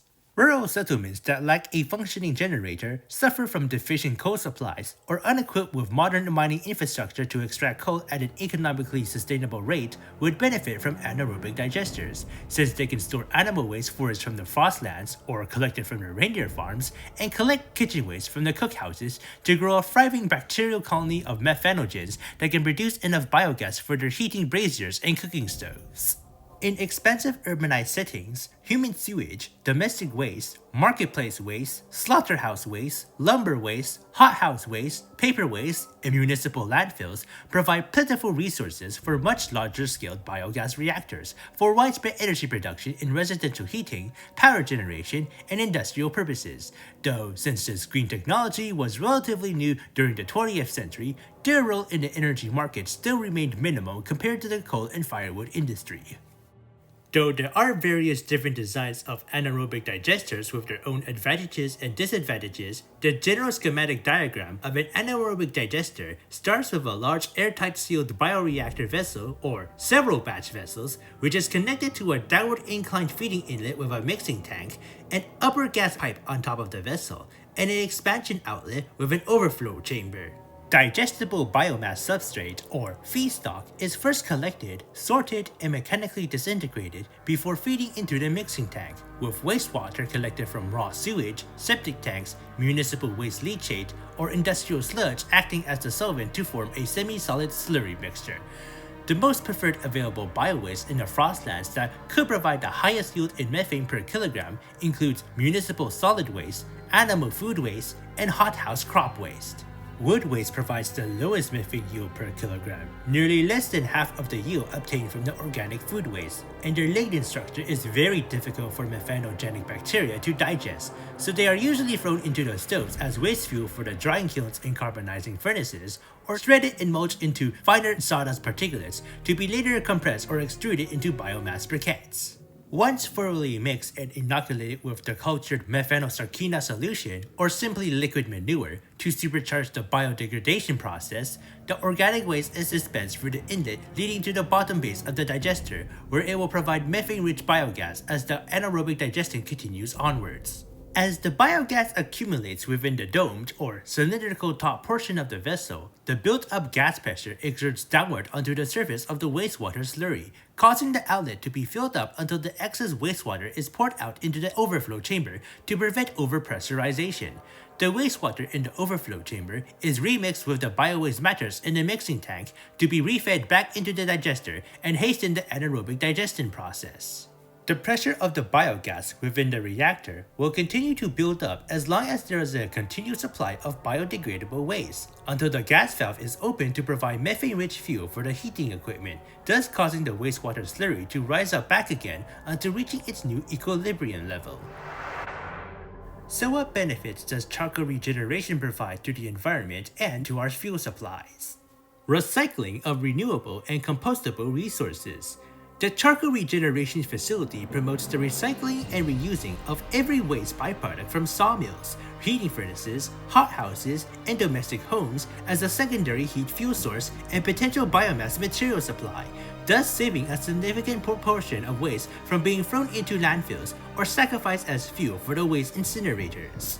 By utilizing every material resource as possible, charcoal regeneration plants can mass-produce charcoal fuel at a faster rate than traditional kilns, or even pyrolytic charcoal furnaces, up to 150 imperial tons of charcoal per week.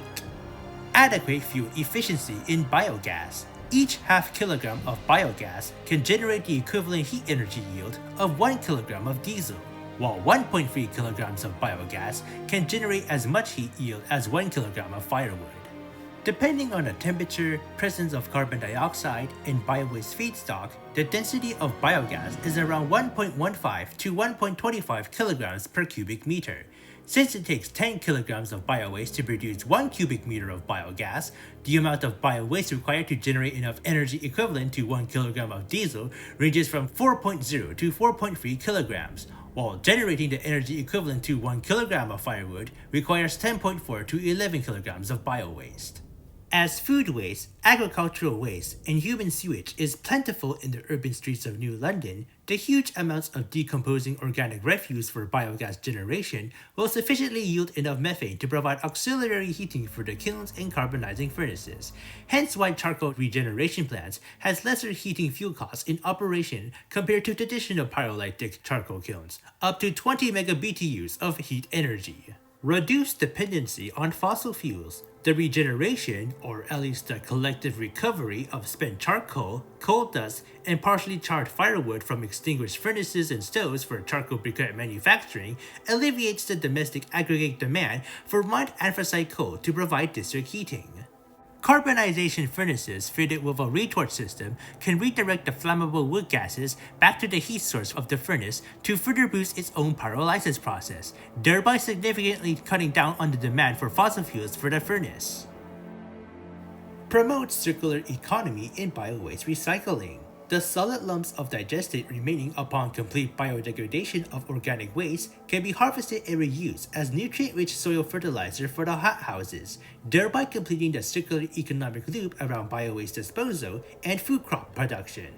The wood vinegar, aka pyroligneous acid or liquid smoke extracted from destructive distillation in charcoal kilns and carbonization furnaces, could be reused as food additives for preservation, topical skin treatment, dye manufacturing, or weatherproofing varnish for lumber. Wood tar byproducts from pyrolyzing coniferous pine trees can be reused for roofing, waterproofing, wood varnishing, painting, microbial disinfection, food flavoring, cosmetics, and other commercial chemical applications. Lower costs in waste disposal. With a large volume of compostable waste being redirected for biogas generation and the waste byproducts of destructive distillation being reused for useful applications, the cost of land development for waste disposal is significantly reduced, and transportation time and costs in relocating waste to distant landfills is also greatly eliminated. So what are the negative side effects of regenerating charcoal compared to mining real coal? Lower caloric heat energy yield.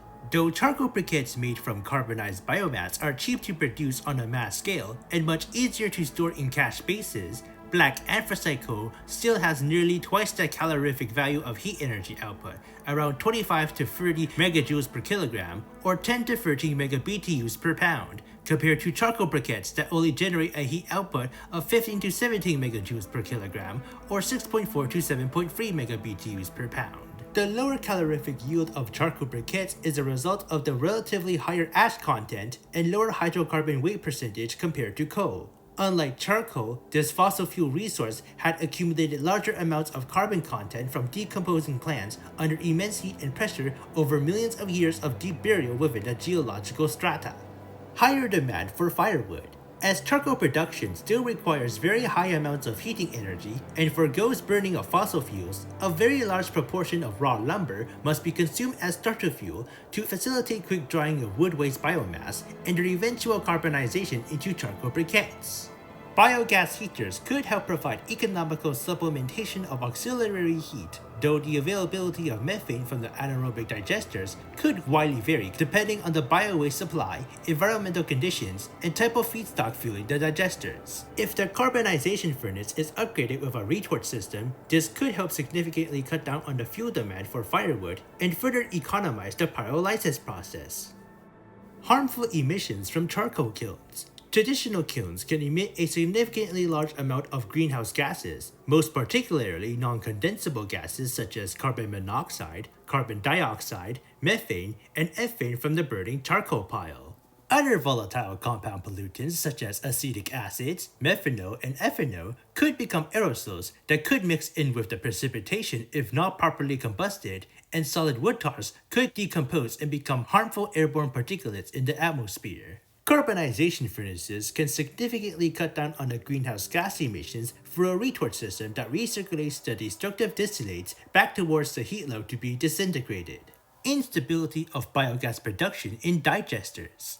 Unlike aerobic digesting in organic compost piles, anaerobic digesting produces no exothermic heat and has a slower decomposition rate, so sufficient methane gas fuel for the drying and carbonization process must be produced in a very large bioreactor tank or from several portable-sized digesters.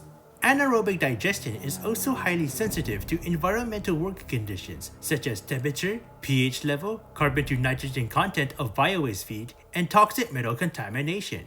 Therefore, bioreactors must be constantly monitored and maintained in order to produce a continuous supply of biogas for the kilns and furnaces.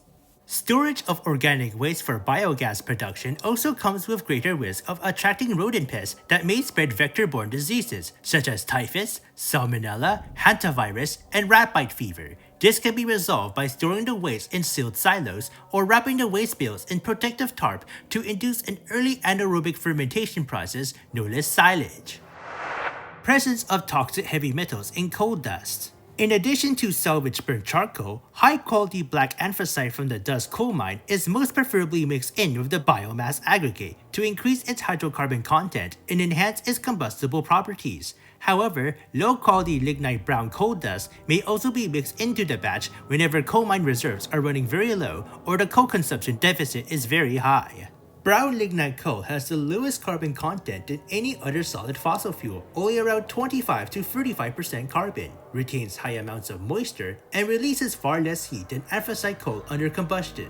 Depending on the source, lignite coal releases greater volumes of toxic sulfur gases, heavy metal particulates, and sometimes radioactive trace elements within its fly ash when burned within the city generator, thereby further increasing risk of respiratory illnesses for the proximal districts.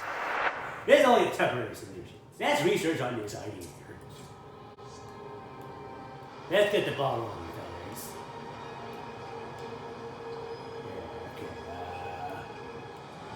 Yeah, okay. Ah, shit! Damn. That's not good. Okay, we might need to build our relationship first. Let's just trust the tokens first. Counts. Let's cut to the next agenda. Alright, that should do it. Okay, with the relation to move, I can. Oh, crap.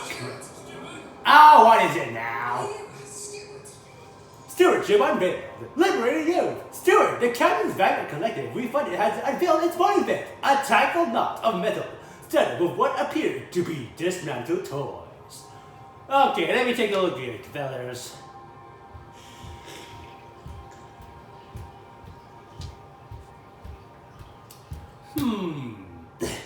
It's as if I'm looking at all the dreams and inspirations being crushed as by the heavy snow and machinery.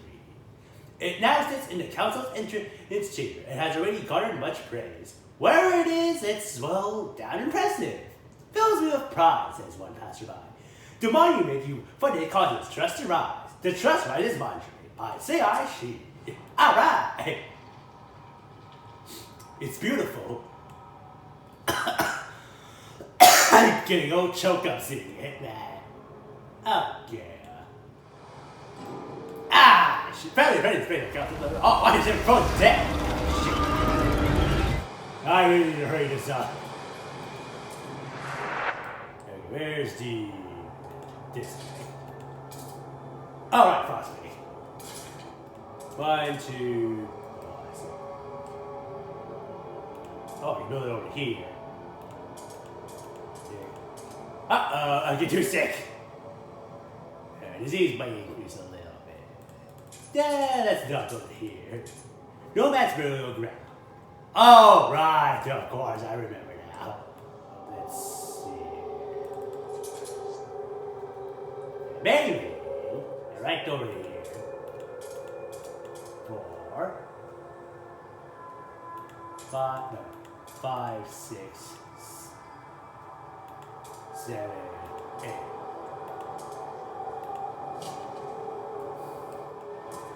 Yeah, I promised him I would never disturb the body, so maybe I should build a new hospital.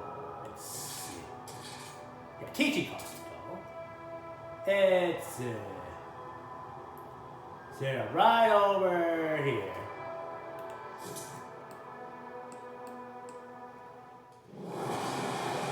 You here, boy. Just drop. The food go longer than 7 hours to perform extra work after hours. I don't get it, but I like it. Alright. At least we're inspiring new generations. You'll soon get it, my man. You'll soon get it.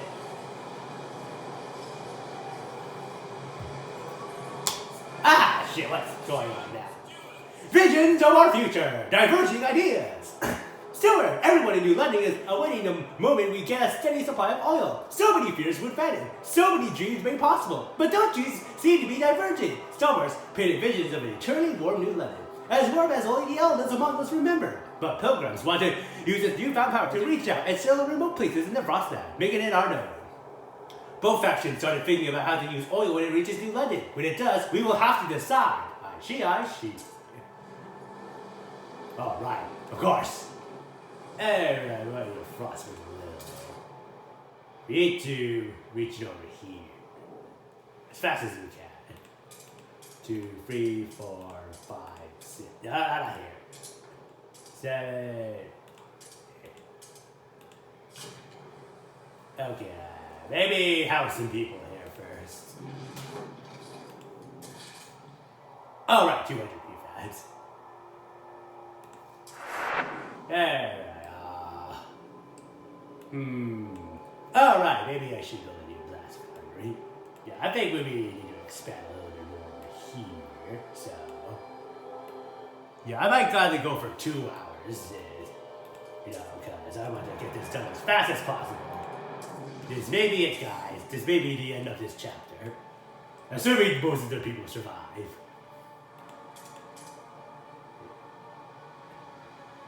Three, 4, 5, 6.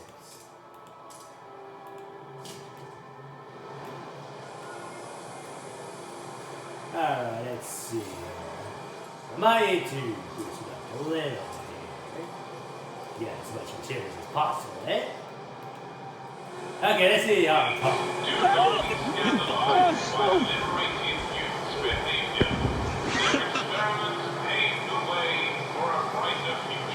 Yes, and they also pay our taxes.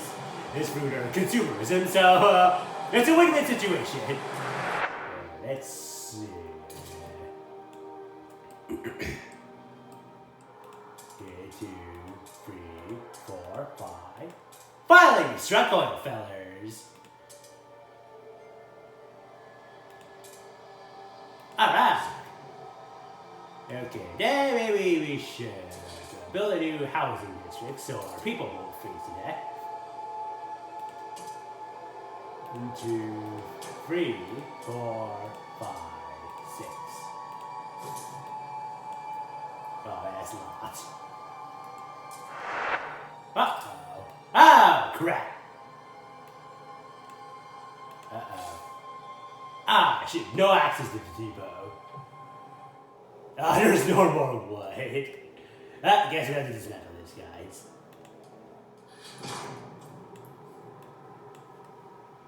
Guess we'll have to find a new frozen forest. I suppose we could bring over here, so...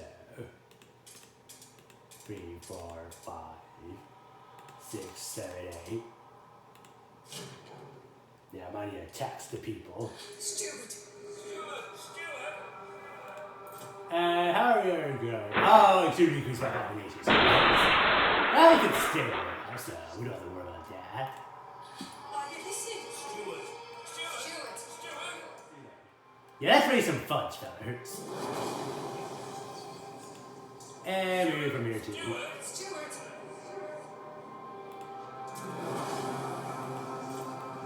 Alright, that should be enough. More funds, I suppose. Alright, let's see. What should I do next? Oh! Alright, of course, I need to build a new facility. We're totally running low on materials. Maybe we should focus on making a new mine. I am always curious about that possible. Alright, here.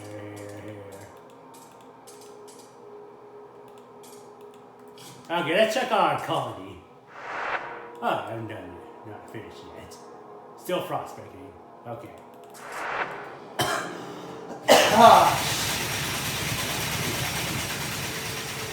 Now I really need to get this all going.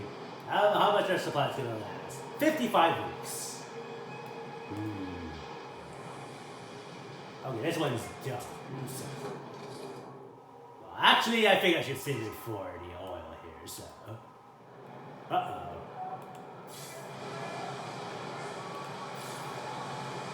Raise it up a little bit here.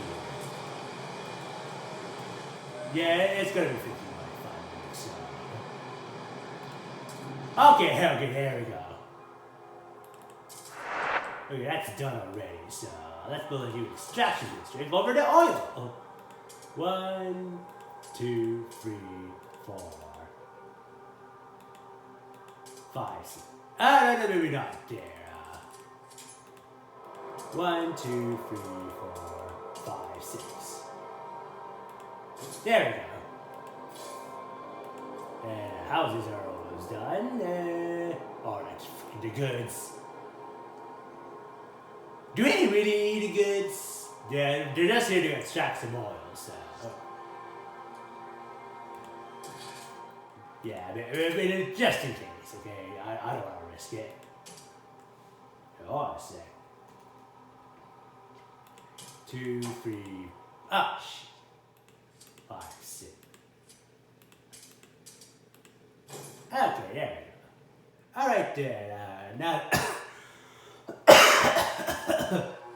While we're waiting for him to build a new oil district, I think it's best it's time we discuss about the 5 stages of the issue cycle. Ooh, more our programs are family predictions in 2 weeks. Alright then, so let's start with the T1 period of the issue cycle. T1 period is basically describes the early identification of emerging issues during this period. At this point, it becomes very important when any of the 6 characteristics are as follows. Number 1, terms of the political debate, even within the council, cannot or have yet to be clearly defined. Number 2, one of the acting stakeholders or rights holders will define emerging issue and make it an issue. For example, Colorado is running out of New London, as we speak right now. Number 3. The city is dealing with vendors of conflicting values and interests, such as what the hell are we going to do with this goddamn oil?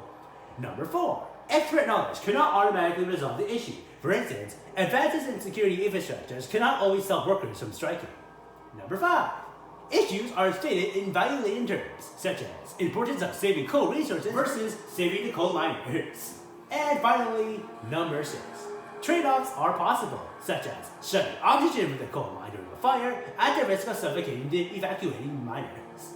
Now, once you get the past stage, the T1, which you probably should not do, because at T2, awareness of the issues starts to rise, likely due to attention brought on by the media or by the factions, though it is unlikely that the government will initiate a response during this next period.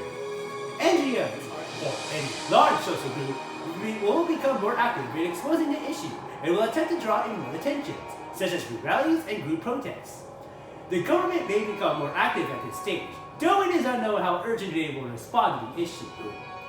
Yeah, I think we're at around the T2 part, and hopefully we don't reach the T3, which is issue becomes prominent and cannot be easily ignored, prompting government to discuss solutions to the issue and other organizations to take the stance. Government finally becomes active, and all stakeholders who are influenced recognize the importance and implications of the issue. Then we got the T4, which is at this point the issue has reached a peak and becomes a crisis. At this point, organizations are going to be on the defensive to protect their reputation and image. NGOs, or largely effective social groups, will be seeking settlements or other solutions, while governments will become proactive in proposing or passing legislation to address the crisis. And then we got the final period, the T5. At this point, issue has reached its declining and dormant stage, but this period cannot be viewed with respite as the issue may still linger and even turn upward as a result of unexpected event or change. For example, reheating of homes after or upstarting coal intake of generator during sudden extreme cold front that killed hundreds of people. Sometimes the issue may re-emerge and awareness increases or remains constant. Stewards, captains, and other governing bodies must remain sensitive to the degree of the issue awareness of society or a significant number of citizen stakeholders. And we'll just leave it at that. We'll talk about issue materiality later on. But first, let's work on trying to make sure our colonists are well maintained and well fed as well. Let's see. Ah! Shit! Well, he's doing good. So. Okay. Alright, materials. Yeah, I don't see any industrial district. Yeah, let's stop over here. Let's cancel it. Yeah, let's just focus on getting a prefab.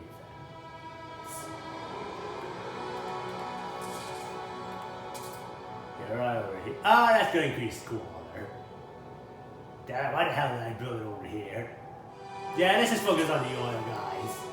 Yeah, we don't need any prefabs. We're already up to get enough here, so. Let's phosphate a little bit further up there. 2, 3, 4, 5, 6, 7. Alright. Oh shit, what's going on now? Isolate children, supported quarantine. Oh no!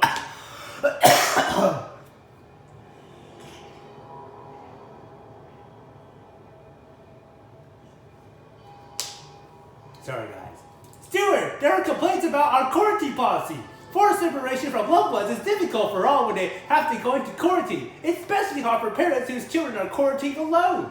One such mother comes to the quarantine facility every day, asking to be allowed to take care of her son. He's deathly afraid of being alone. He can't cope without me. She pleads. Should we allow healthy parents into the facility with their sick children? Why not just hire some babysitters and some caretakers to like look after the children, okay? I mean, she can visit every time if she wants to, but she just can't be with her child, okay? Allow healthy parents into quarantine. Children should never be separated from their parents. Support quarantine largely decreases the percentage of active working. Relations slightly improve the pill. Bad healthy parents for quarantine. Quarantine is for the sick. Care can be no exceptions. Relations versus the pilgrims. Yeah, you know what? Okay, you can still visit them, but you just can't be with them physically, okay? Maybe you can just talk to them a little bit. Just give it a little boost of hope, you know? Yeah, I really don't want their work efficiency to suffer due to bereavements and sorrow from missing their children all the time, so... Yeah, maybe just a little bit. Just a few hours per day, okay? Families reunited. Sick absence is now rising. No, we still got plenty of workers here, so we'll try to compensate. So, here. What are we going on next? Oh, family apprenticeship. And I'm still accepted, so we got that one going for us. Let's talk to the new Londoners. Construct and build up. Oh, well, that's maybe I can vote against. Waste incineration facility. Yeah, that's problems in mind. That's okay. That's a vote. Yeah, sorry about this, pilgrims. I really want the children to focus more on schooling. Yeah. Oh no, that's one a travesty. Oh no, we can't have our children go with their families and like learn like certain like skills that are unrelated to urbanized culture. Oh no. Oh, I'm so sorry, you pilgrims. Oh no. Industrial waste incineration facility. Disease may increase a lot, but at least squalor decreases. Should we build it over here? Well, what if we build it right here instead? Oh, that's like extraction facility. We can start it here. 3, 5, 6. And then we expand it a little.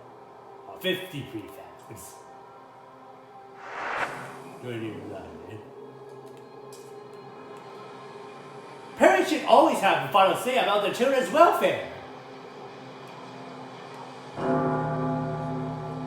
So now we're putting parents above the law. Common sense and such. I don't want to leave! No! Stop touching her! Oh shit, that's not good. What happened now? A mother sacrifice. Supporting character. Steward! Sadly, no matter who we decide to let into the camp so that she can be with her child, becomes seriously ill there, and despite our best efforts, die. Her son will soon be discharged home, where he will be able to mourn together with his father. Oh, but for Pete, I told you! You can let her in, but you can't let her see the child. We have glass screens for our region, god damn it, Jesus Christ. Man, I never should have Freaking stupid communist staff, like freaking parent is doing touching your secretary. Freaking fucking idiots.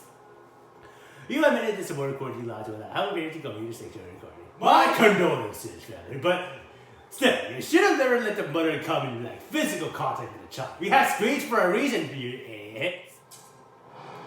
See what your fucking baby do, kid. This is all your fault. But then again, think about it. If I did not let this mother meet the child, I think the child would have done something drastic and tried to escape from quarantine to meet her mother and will probably end up dying in the snow, you know? No good choice, nor bad choice, okay? We're doing the best we can. Anyway, let's see here.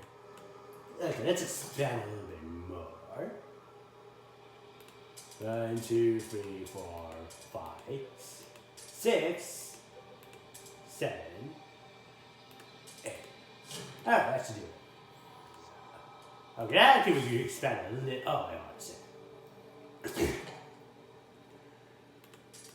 2, 3, 4, 5, 6.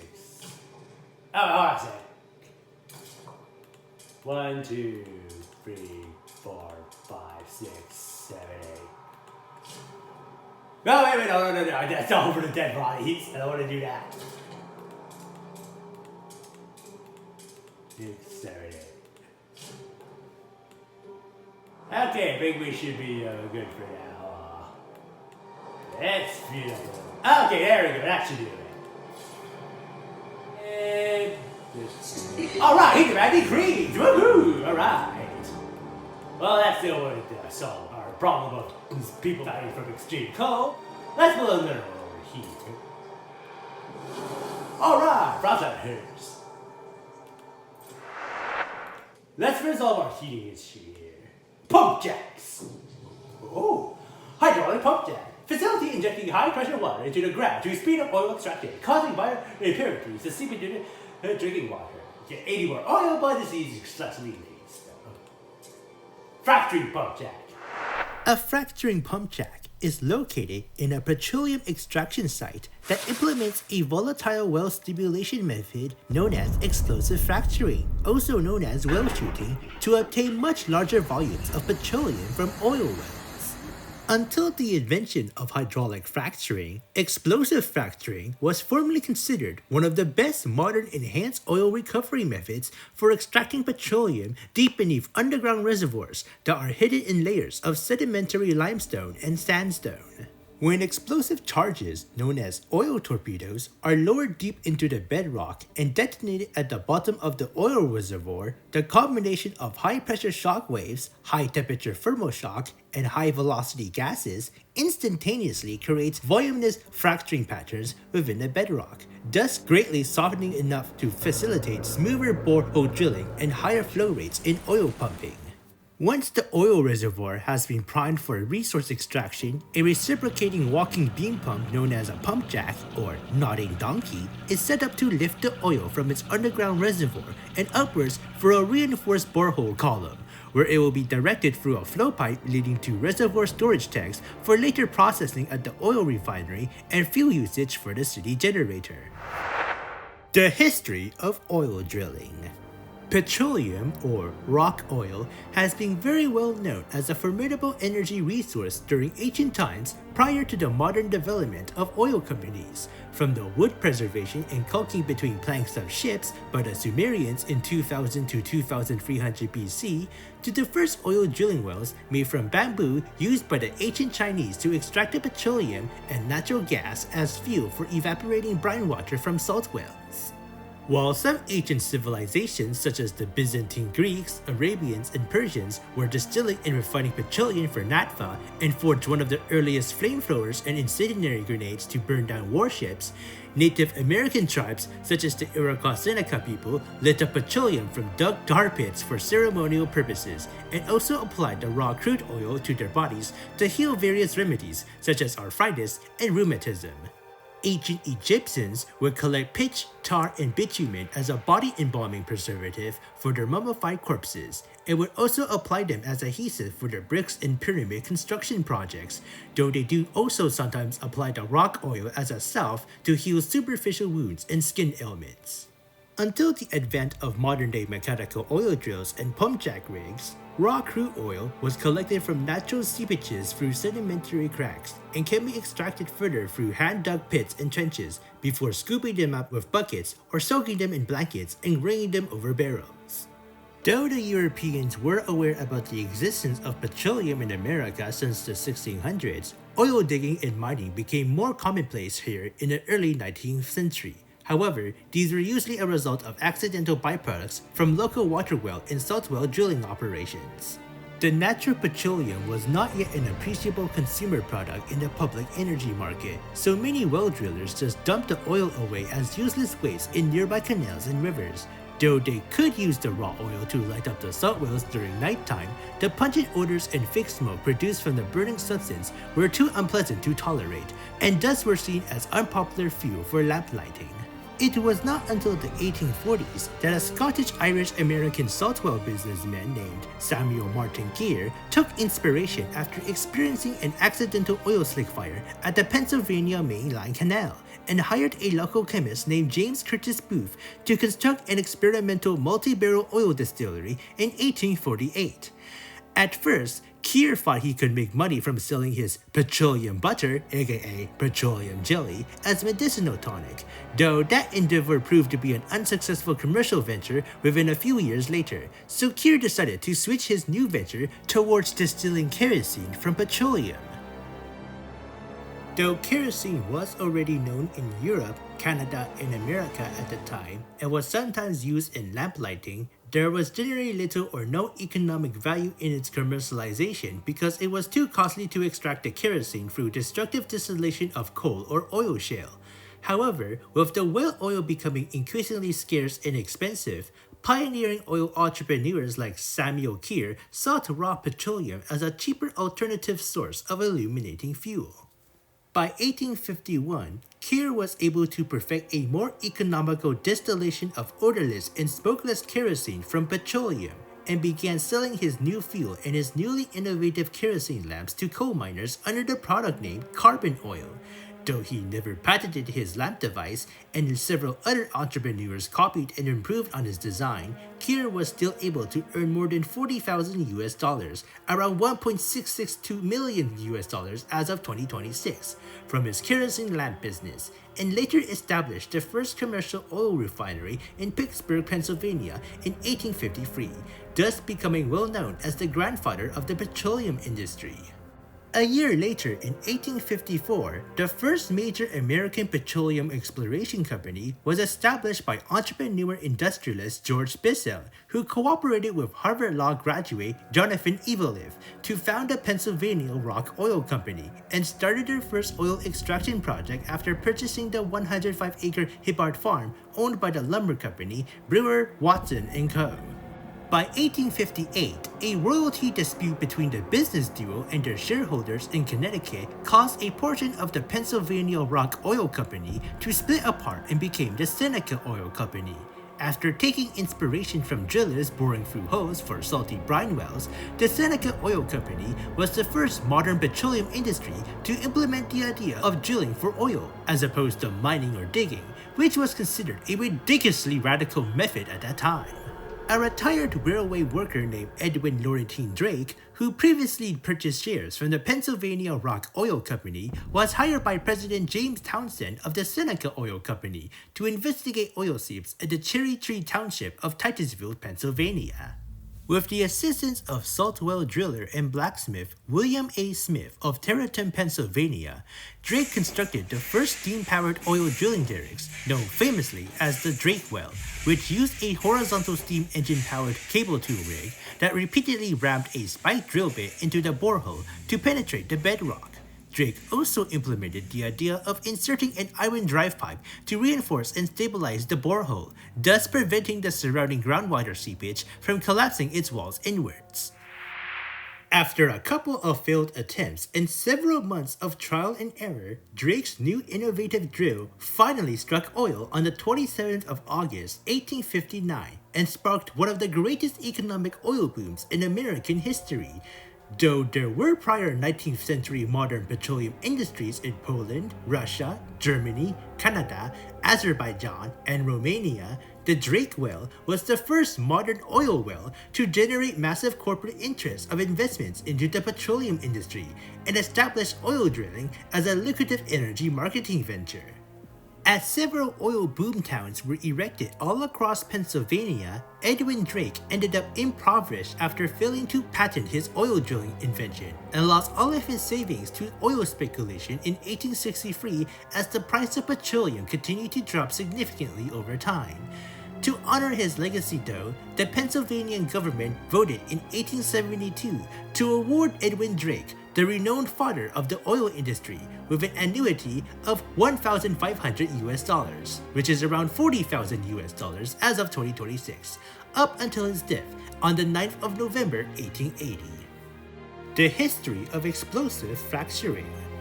As several new oil drilling industries began popping up all over Pennsylvania, a new problem had arose when drill bits penetrating boreholes were frequently becoming clogged with semi-solid deposits of fake paraffin wax and asphaltene within the oil reservoirs, resulting in sudden halts and prolonged delays in the extraction process. Though paraffin wax and asphaltene were considered valuable byproducts, these substances can cause blockages that can stop the pressurized flow of oil within the boreholes, and thus pose a major threat to the booming oil industry. Engineers sought to rectify the problem with several ad hoc solutions, such as injecting hot pressurized boiling water or benzene to melt down and blow out the deposited clogs from the borehole, and crafting tools to scrape the oiling chunks off from the drill bits. Other oil derrick workers also tried blasting the paraffin and asphaltene deposits in the borehole with high pressurized steam before sucking them up with vacuum pumps, but all of these methods proved to be highly ineffective, unnecessarily time-consuming, and downright too expensive. The oil derrick workers once again took inspiration from salt and water well drilling operations and implemented the idea of dropping explosive charges into the borehole and detonating them to demolish and blow out the obstruction. Early attempts at explosive fracturing were done with old naval mines, grenades, and torpedoes taken from old American Civil War weapons caches, or were hand-forged by blacksmiths who would construct what looked like homemade copper or iron pipe bombs. Other simpler and cheaper methods of explosive fracking used ceramic bottles, glass jars, or tin cans filled with black gunpowder, though tubular torpedoes proved to be much more effective and easier to handle. These explosive charges, nicknamed oil torpedoes, will be weighed down with an outer tube of sand, primed with a percussion cap with an attached fuse, lit up with a match, and quickly dropped into the borehole before the workers would run as far away as possible and take cover as the impending explosion would blow out the oily deposits out of the borehole, though these methods proved to be very prone to accidental premature detonations and caused several fatalities. The first attempt at explosive fracturing was recorded on the 31st of August 1859 when blacksmith Henry H. Dennis of Tiddie, Pennsylvania was hired by entrepreneur John Livingstone Grandin to remove a broken chisel drill bit from the borehole of America's second oil well, now known as the Grandin Well.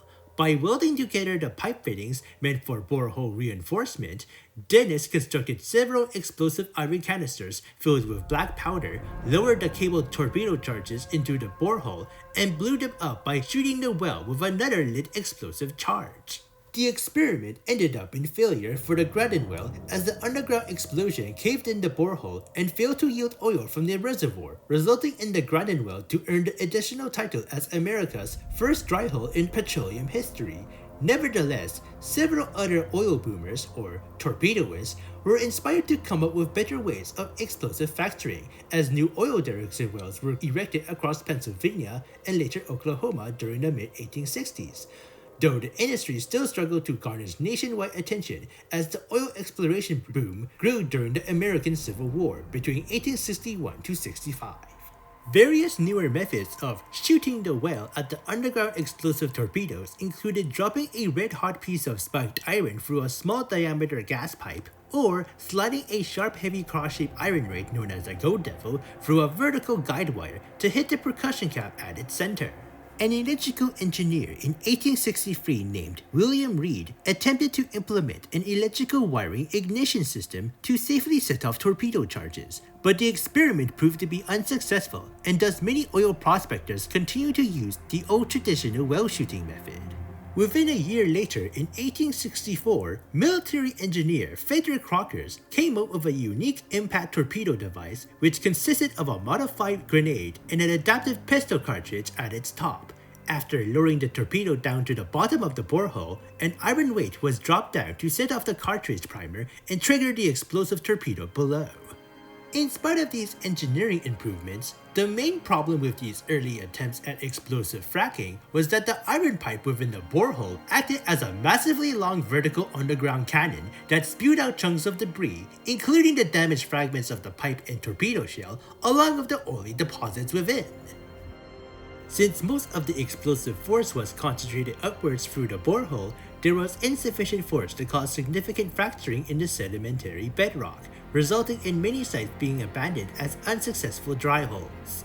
The problem of well shooting continued to persist until an American Civil War veteran and former Union Army Artillery Lieutenant Colonel named Edward August Leonard, or E.A.L. Roberts, improved upon Crocker's torpedo design in 1864. Roberts' oil torpedo design was a cylindrically shaped tin can filled with black powder, and later Alfred Nobel's nitroglycerin in 1867. The torpedo had a ring of percussion caps sealed within an enclosed rubber-lined priming mechanism at the top center, and was carefully lowered into the borehole through a suspended wire, which then also acted as a guide for the tapered iron weight to ride along as it fell down into the borehole and detonate the torpedo charge upon impact. A tall column of water was also poured into the borehole before commencing detonation, so as to tamp down on the blast and avoid the cannon effect that plagued several prior dry oil wells, hence the term fluid tamping. E.A.L. Roberts' innovative design was first tested at the Ladies' Well of Titusville, Pennsylvania, and in spite of the dangers that came later on with transporting extremely sensitive nitroglycerin, Roberts' torpedoes proved to be such a commercial success that he was granted his first torpedo patent in 1865 and founded the Roberts Torpedo Petroleum Company in 1866. Roberts Torpedo Company sold their payloads at $100 to $200 per explosive package and earned royalties amounting to 1/15 of the shared boost in profits from other oil companies using their brand. With the new invention of the rotary drilling rig in 1866 by engineer Peter Sweeney, which was based off the 1844 British patent by Robert Biard, Roberts and the other oil tycoons were able to continuously delve much deeper into the bedrock and discover new oil deposits hidden further within. In spite of these patent protections, unscrupulous companies started copying his designs and earning additional revenues from the sharp rise in oil production without paying him royalties. Oil tycoons would sometimes pay other torpedoists who illegally constructed their own Roberts torpedoes and allowed them to use the homemade explosives at their wells during nighttime to avoid arousing suspicion from onlookers and police detectives, thus leading to the shady practice term known as moonlighting. E.A.L. Roberts had to spend $250,000, which amounts to $5.1 million in 2026, on Pinkerton detectives, patent lawyers, corporate spies, and legal court fees to stop oil drillers from illegally copying and implementing his inventions. His legal battles continued onwards until Roberts' original torpedo patent expired in 1879. Even so, E.A.L. Roberts still continued to file patents of newer torpedo designs up until 1869 to prevent other competitors from producing variant upgrades to his explosive factoring system, thus allowing him to maintain an 18-year monopoly on explosive factory technology until 1883. The history of pump jacks. Just like with the well drilling industry, the first oil pump jacks, also known as nodding donkeys, were modeled after the mechanical engine pumps previously used to extract brine or fresh water from wells. These prototype pump jacks, which dated back in the 1830s to 50s, were mechanical walking beams that converted the rotary motion of a horizontal steam engine into vertical reciprocating motion of a piston oil pump within the borehole. The walking beam pivoted at the middle and on top of the saddle of a supporting two-legged A-frame Samson post, and may sometimes be balanced by a heavy wooden counterweight box filled with stones hung halfway from the back end of the walking beam.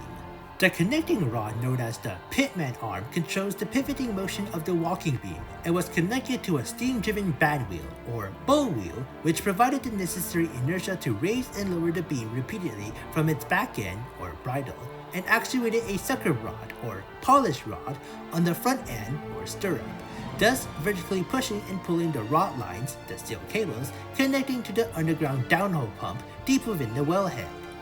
A stuffing box on the wellhead will provide a seal around the sucker rod so as to prevent natural gas, or methane, from leaking out of the wellhead and becoming a hazardous accidental fire risk. The natural gas would be separated from the oil through a horizontal two-pipeline separator system near the surface wellhead and was either drawn off by the upper flow line leading to a separate gas refinery or eliminated through a flare stack, while the surfacing oil is directed through a lower flow line leading to a petroleum reservoir tank. To prevent the borehole from collapsing during the pump jack operation, the borehole is reinforced with an outer cement wall and an inner iron casing that runs along the length of the wall. Perforations near the bottom of the borehole were made through the casing and the cement to facilitate flow of oil through the sides of the borehole. As the rod moves in an upstroke and downstroke motion deep within the borehole, there are two different ball check valves to ensure that the oily fluid always moves up towards the surface and keeps it from running back down to the bottom of the valve, the traveling valve within the reciprocating downhole plunger piston itself, and the standing valve that remains stationary at the bottom of the borehole piping. During the upstroke motion of the downhole pump, the traveling valve closes and the standing valve opens to draw in oil through the bottom pipe perforations, creating a partial vacuum within the bottom end of the borehole and thus filling in the pump chamber, or pump barrel, from below. During the return downstroke motion of the pump, the traveling valve opens and the standing valve closes as pressure increases within the pump chamber, allowing the piston plunger to pass through the column of oily fluid. Once the upstroke motion begins again, the traveling valve closes once more and the pump draws up the column of oily fluid through the borehole, all while the standing valve opens again to allow a fresh column of oily fluid to enter the pump chamber, thus repeating the pumping cycle all over again. Since the natural gas can seep into the downhole pumping mechanism and compress both valves to their open positions, this can create a gas lock that prevents the oil from being pumped up towards the surface due to insufficient pressure. To resolve this mechanical issue, the spacing between the casing and the innermost pipe tubing, known as the annulus, is established to allow natural gas bubbles to escape through the perforations and rise up towards the secondary pipeline, while the oily fluid remains trapped by the closed standing valve below. As oil drilling became more widespread in the mid-19th century, the first steam-powered pump jacks used old firewood or coal-powered marine engines that act as prime movers, or motor engines, to power the band wheels, which was later replaced with gas-fired steam engines, petrol-diesel engines, or high-voltage electric motors. During the first modern oil boom craze of the 1860s to 70s, pioneering engineers had constructed different pump jack designs and operating systems to raise the efficiency of their oil yield. The most popular pump jack system was the simple yet intricately complex jerker line system, which was first invented and constructed by a Canadian oil pump operator named John Henry Fairbanks of Ontario in 1863, who created a network of pump jacks actuated by lines of ropes, rods, and horizontal wheels under the main control of two parallel horizontal reciprocating rods, which were powered by a belt-driven and double-crank bull-wheel steam engine. As the rods from the main power station reciprocated back and forth in opposing directions of each other, the system actuated a connecting series of wooden rods dangling from chain swings on wooden supports, and the rods were linked to each other with multiple rope lines. The swinging rods and ropes operated multiple horizontal oscillating field wheels, or spiders, each of them pulling on main jerker lines that actuated pulley systems that lift and lower the walking beams of the wooden pump jacks.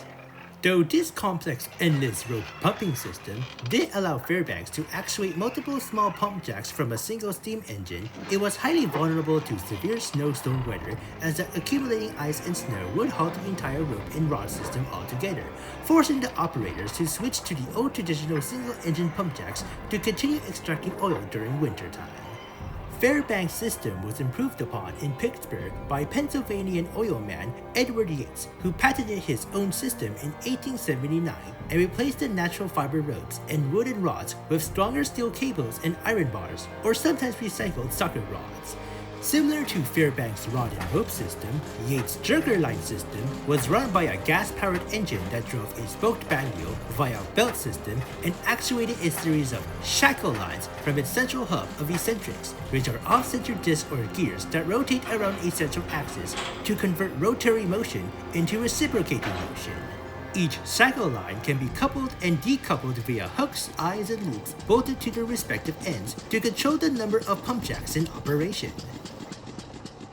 The rotation of the eccentric spider pushed and pulled the radial arrangement of shackle lines that ran through a guiding series of posts, hoops, tripod pendulums, and guide bars to operate multiple lifting pump jacks at various locations. The improved jerker line system proved to be very popular among local oil entrepreneurs, even during the mid-1880s when petroleum market prices continued to plummet, which prompted the petroleum businesses to keep long-standing oil wells active for longer and generate sufficient profit margins to cover their operating expenses. The Yates iron bar and cable push and pull system was designed with simplicity, frugality, and cheapness in mind to minimize costs in purchasing multiple steam boilers for every oil well in the area and could tolerate cold weather and heavy snow compared to the Fairbanks system. However, in order for the network system to function properly, it had to be periodically calibrated and balanced to compensate for the different pumping well loads of each pump jack, often by offsetting the rotation of the eccentrics to minimize the workload on the main central band wheel. The first true modern oil pump jack was patented in 1877 by Pennsylvanian engineer Waldemar Placross, who wanted to create a more efficient and more robust single-engine and single-well system that converted the horizontal motion of the shackle lines into the vertical reciprocating motion of the oil pump. Placross redesigned the wooden beam engine with a metallic infrastructure and replaced the wooden counterweight with a pair of heavyweight steel rotating cranks, both of which are attached to the bridle end of the beam by a pair of steel pitman arms, thus transforming the counterbalancing weights into potential storage for rotational inertia. To provide additional inertia to the reciprocating pumping action, the nodding frontal end of the walking beam would have a heavyweight right-angle casing head, also known as a horse head, which would connect the sucker rod with multiple steel cables. In 1885, Pennsylvanian engineer George Allen patented the gear reduction box, also known as a power distribution box or simply the power, that housed a complex interconnecting train of beveled or spurred gears that converted high rotational velocity and low torque at the prime mover into low rotational velocity with high torque at the cranks, discs, or eccentrics. The gears are orientated with multiple stages of gear trains to make the mechanisms more compact than a simple one-stage gear train, thus cutting down on the cost of building the foundation and brace support for the pump jacks. Through the power box, the prime mover can indirectly actuate the pitman arms and its bobbing walking beam via pulley or belt transmission in a much more stronger yet controlled reciprocating motion, thus enabling a much more smoother, faster, and more robust operation of the cabled sucker rods and downhole pump than the push and pull rod and cable system. Both the prime mover and the power were housed within a shack known as the powerhouse to protect the complex mechanisms from accidental fires and the harsh weather elements, such as the extremely cold temperatures of the Great Frost. In addition to weather-resistant housing for the machines, the powerhouse also stores spare parts, pipe fittings, and tools for the laborers to perform emergency repairs, maintenance, upgrades, and fine-tuning for the pump jacks. The first original powerhouses were rectangular wooden shacks with sloping triangular-shaped roofs to prevent accumulation of snow, rain, and debris, before the roofing was replaced with stronger corrugated steel shingles and the interior walls were lined with tin sheeting to better resist against accidental fires and high-velocity impact winds. The interior walls of the powerhouse can also be sectioned to allow for removal and replacement every time a large piece of updated machinery must be brought in to upgrade the prime mover and the power box. In conclusion, the invention and improvements of the pump jacks and explosive fracking torpedoes during the mid-19th century oil rush had offered an efficient, durable, and reliable tools for extracting petroleum on a highly economic and mass production scale, thus paving the roads for the Western world to transition from Victorian-era steam engines to the modern age of petrol engines, before the Great Frost halted their technological progress altogether and delayed their foothold onto the energy industry for another 30 years. Now, let's discuss the positive benefits of explosive fracking. Higher oil production yield. Ever since the first exploding oil boom of the 1860s, black powder in nitroglycerin torpedoes had helped drastically boost the production yield from newly erected oil derricks and wells, as well as revived many orphan dry holes that were previously deemed exhausted of oil. Explosive fracturing allowed easier and deeper access to petroleum reservoirs than traditional well drilling methods, and also revolutionized the fossil fuel industry during a time when steam-powered machinery and coal power plants were the dominant kings in the energy market. Advanced methods in well shooting in New London now include more powerful and stable blasting gelatin compound made from a mixture of semi-frozen nitroglycerin mixed with shredded gun cotton and sawdust. Lower labor upkeep costs. The well drilling industry had already provided a basic infrastructural blueprint for automated oil extraction, and Placross's invention of the modern steel pump jack in the late 1870s allowed oil workers to increase production yield with minimal manpower required. Though the jerker line and rod system did provide the necessary horsepower to operate many pump jacks from a single steam engine and thus further eliminated the manpower to operate each pump individually, the single engine, single well pump jack was only made possible with Allen's power distribution box, which helped increase the cost efficiency and productive proficiency of the pump jacks without spiking land development and building costs. With pump jack automation made possible through steam, natural gas, diesel, and electricity, human labor at the oil rigs can now be more focused on repairs and maintenance, powerhouse operating, machine inspection, oil transportation, and explosives demolition.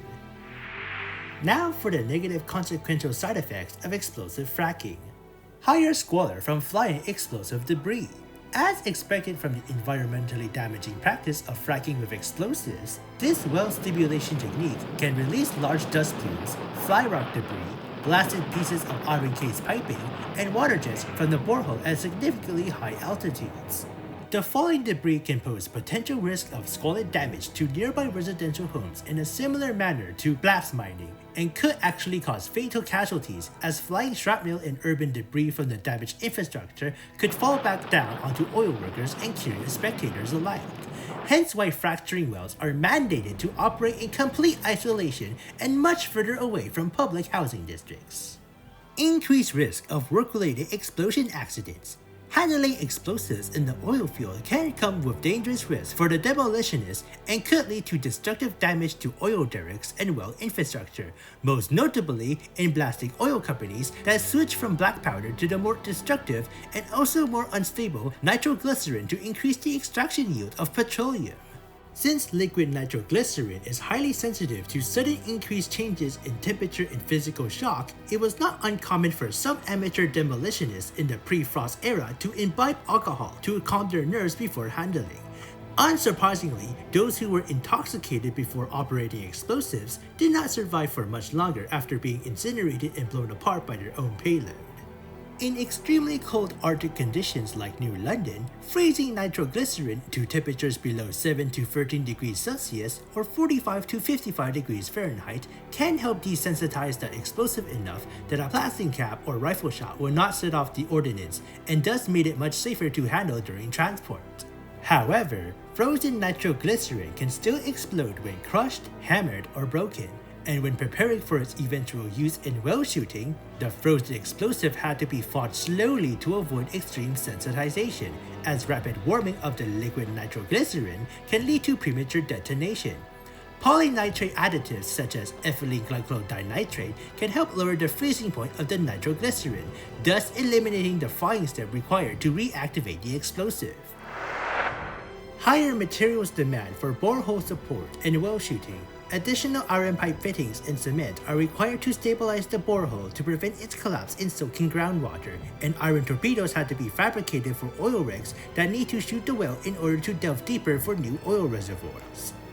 Each exploding oil torpedo can increase the risk of collateral damage to the borehole tubing, oil derrick, and drilling machine, and could cause a major blowout of raw petroleum from the wellhole, unless the torpedo explosion was tapped down by a column of warm water, or freeze-resistant liquids such as glycerol, toluene, or ice salt water. The drilling bits, or drilling auger, would also have to be constantly refurbished and replaced, as the continuous operation can gradually wear down the sharp point or edges of the boring equipment, thus further delaying the oil pipeline and pump jack development project altogether. Though more explosive power can translate to greater fracturing of oil seeps deep within the reservoir, if the demolitionists use too much nitroglycerin in their oil torpedoes, it would raise the risk of destroying and collapsing the entire borehole completely, turning the oil well into a dry hole that needed to be drilled again to regain access to the reservoir, or delve deeper for a newer reservoir. Our oil situation is pretty much desperate here, so let's try a factory pump jack. We need to focus on trying Help to us keep you warm. Report all leaks and damages to the nearest maintenance office. Okay, man, we have enough for another extract, so let's build another district. We're gonna hit. Oh, I see. Let's get a little closer. 2, 3, 4, 5, 6. Checkpoint. How much oil are we pumping out right now? Let's see. Oh wow, that's $1,000 for 5.5 million. Okay, 66 oil. So, should we turn on the generator? Oh, how about your sickness here? Not very much desperate here, so. Oh, stockpile hub full, okay. Let's build a new stockpile hub. Or we can just have it send it over here to New London. It's most desperately needed. Alright, send the oil. Resource transfer. Okay. How much oil should we send? Yeah, let's send all the oil over here to New London. Send test order. Says 5,000 resources here from the nursery to stockpile. Okay, that should do it. Transfer resources. And we're stockpile on the oil here. The hubs. Let's see. Fuel stockpile.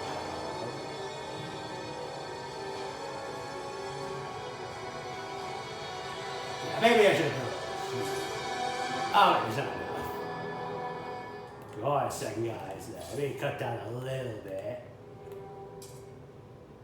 Trade from Denmark to New Land has been updated due to insufficient supply of resources.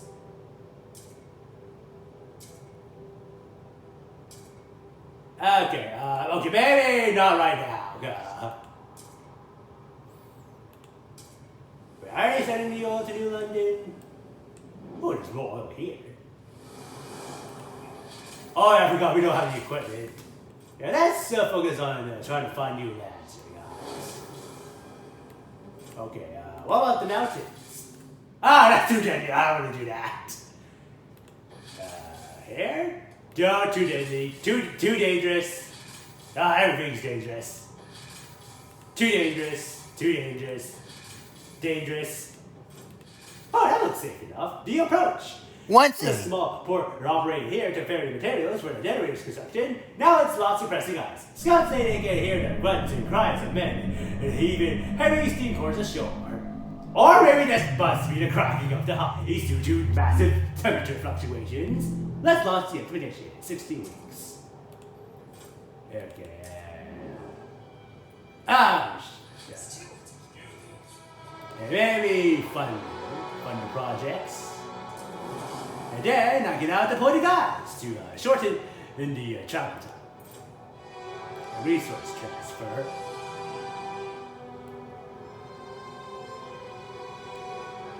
Okay. Transfer the resources. Oh, the room's like real full here. Okay, good, that should do it. Here, okay. Uh-oh, there's no more oil.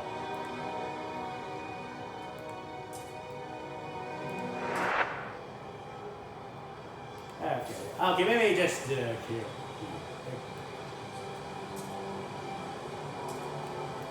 And then we can build a new hub. Fuel stop. Oh, there we go.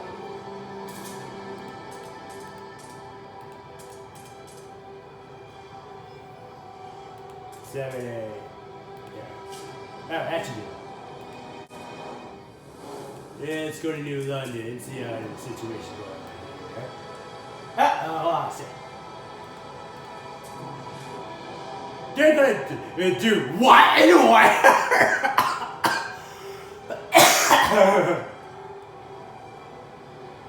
Uh-oh. Ah, shit. Maybe I should start extracting. Yeah. Extraction skills. We wanted 53 for this. We actually got excess of goods, so we got that one going for us.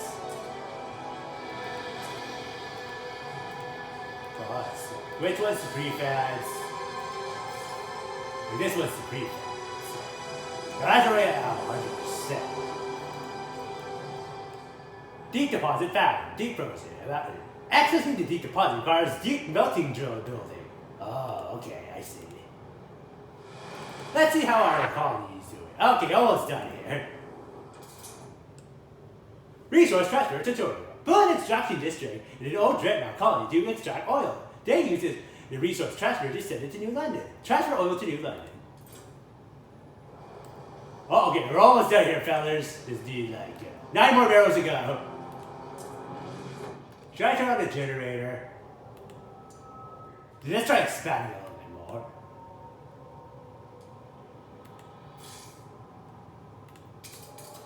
Good, not out here. 1, 2, 3. There. And expand this one too. Let's see. Expand. Awesome. 1, 2, 3. Here. And then you'll have a little bit more, a bunch later on. Shit. Hey, good guys. At least we got 20 active houses. Let's take a few here. Maybe we can build a new extraction industry here. Not frost breaking. Ah, there we go. 2, 3, 4, 5, 6. Alright, generation for 0. Ah, shit. Look, those are getting angry. No, let's cut up the next agenda. Yeah, let's do that one. And fund your projects. Okay. Crisis averted. See, development effort has to be placed on the next agenda. Okay, I need to build that new incineration facility, guys. Not much here, so it's gotta run out of seats. So.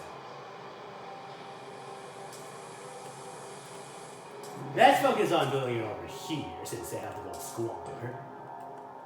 Resource transfer, 58 oil.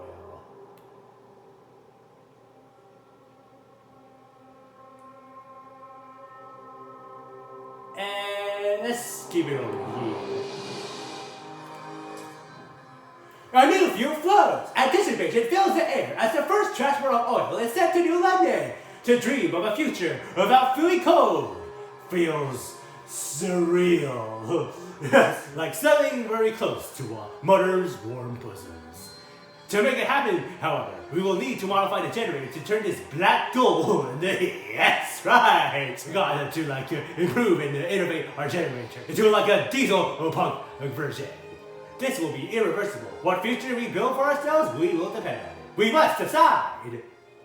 Oh, and it looks like it's like round 2. Oh, wait, hold on a second. Whoa, look at that guy. Chapter 2, Ambitions. Just like in the trailer. Whoa, the city's looking super pretty and fantastic, guys. Great job, everyone. Woohoo! Ambitions. Hold on.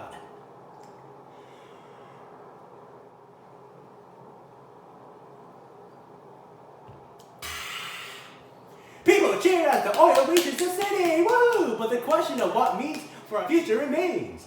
The years of suffering are coming to an end. Let us improve the generator further and pump oil until the snows of the city melt forever. A shout to Star Wars trainers. However, the pilgrims disagree. Oh, what the stalwarts want is hubris. New London won't last forever. The frost is our reality. We have to embrace it. Venture forth. Use oil to settle new homes in the white beyond. The people look to you to decide the city's future. We will defeat the frost, or we will embrace the frost. We will defeat the frost. Stalwarts will approve this decision, but pilgrims will disapprove this decision. Unlocks oil pumps generators. Upgrade that uses olive oil. Unlocks ability to exploit unlimited deep deposits. Pilgrim's fervor is increased. We will embrace the frost. Pilgrims will approve this decision, but Stalwarts will disapprove this decision. Unlocks adaptive funds generator. Upgrade that uses any type of fuel. Unlocks unlimited output frost-land settlements. Stalwart's fervor is increased. Well, I do want our city to be like very super diverse in its fuel usage, you know. But I do want to maximize its capabilities. Oh man, this is very difficult, guys. So this is what it's like to try to be a city leader. Should we diversify? Or should we innovate? You know, oil is was more super efficient than coal. Yeah, let's try to innovate, okay? Let's move towards progress, alright? If we ran out of oil, then we can move to more alternative resources. Like maybe biofuels. Yeah, maybe in like the far future we could like switch to using freaking moonshine to like heat up our homes instead of oil, you know? And then we can like upgrade our generator once more again, okay, guys? Yeah, let's upgrade the generator. Circular abilities manufacturing, pushing it towards bioacid to achieve its goals. What the hell are the pros gonna do? From freaking sticks at us and freaking polar bear poo at the generator? Defeat the frost! We first need to upgrade a generator with oil pumps to use a new fuel. Then we must research and further upgrade a generator with surplus injectors to make New London warmer than ever before. Newfound oil can also help us reach previously inaccessible deep deposits which will not run out. We may tap into them for the security of the city. Oil pumps generator upgrades are long and available to be built. Melting deep deposits and generator upgrades. Research are now locked. I see. Well, guys, this has been like a very super eventful episode. In spite of like so many people dying under my watch, but I still managed to keep my city afloat by keeping them as warm as polar bear's butter's bosom, guys. And now that we've fired oil, we will now progress our city's infrastructures to like utilize this new liquid in black gold. And maybe someday we will turn this whole entire planet from a white snowball into a green mushy moss ball. And where everyone will live in harmony. Well, except for the pilgrims who somehow prefer to be the friggin' frost hippies who hang out with the damn polar bears.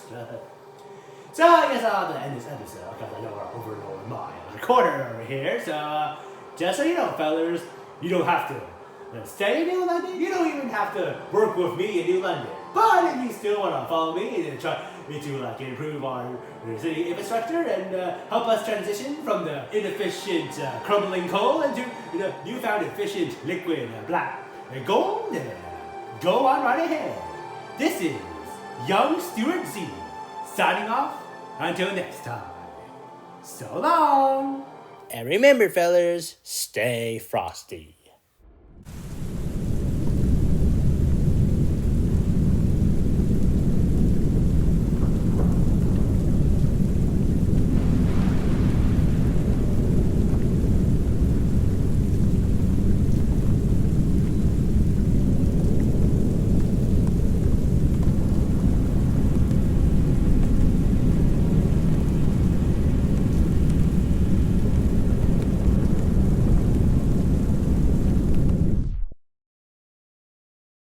later.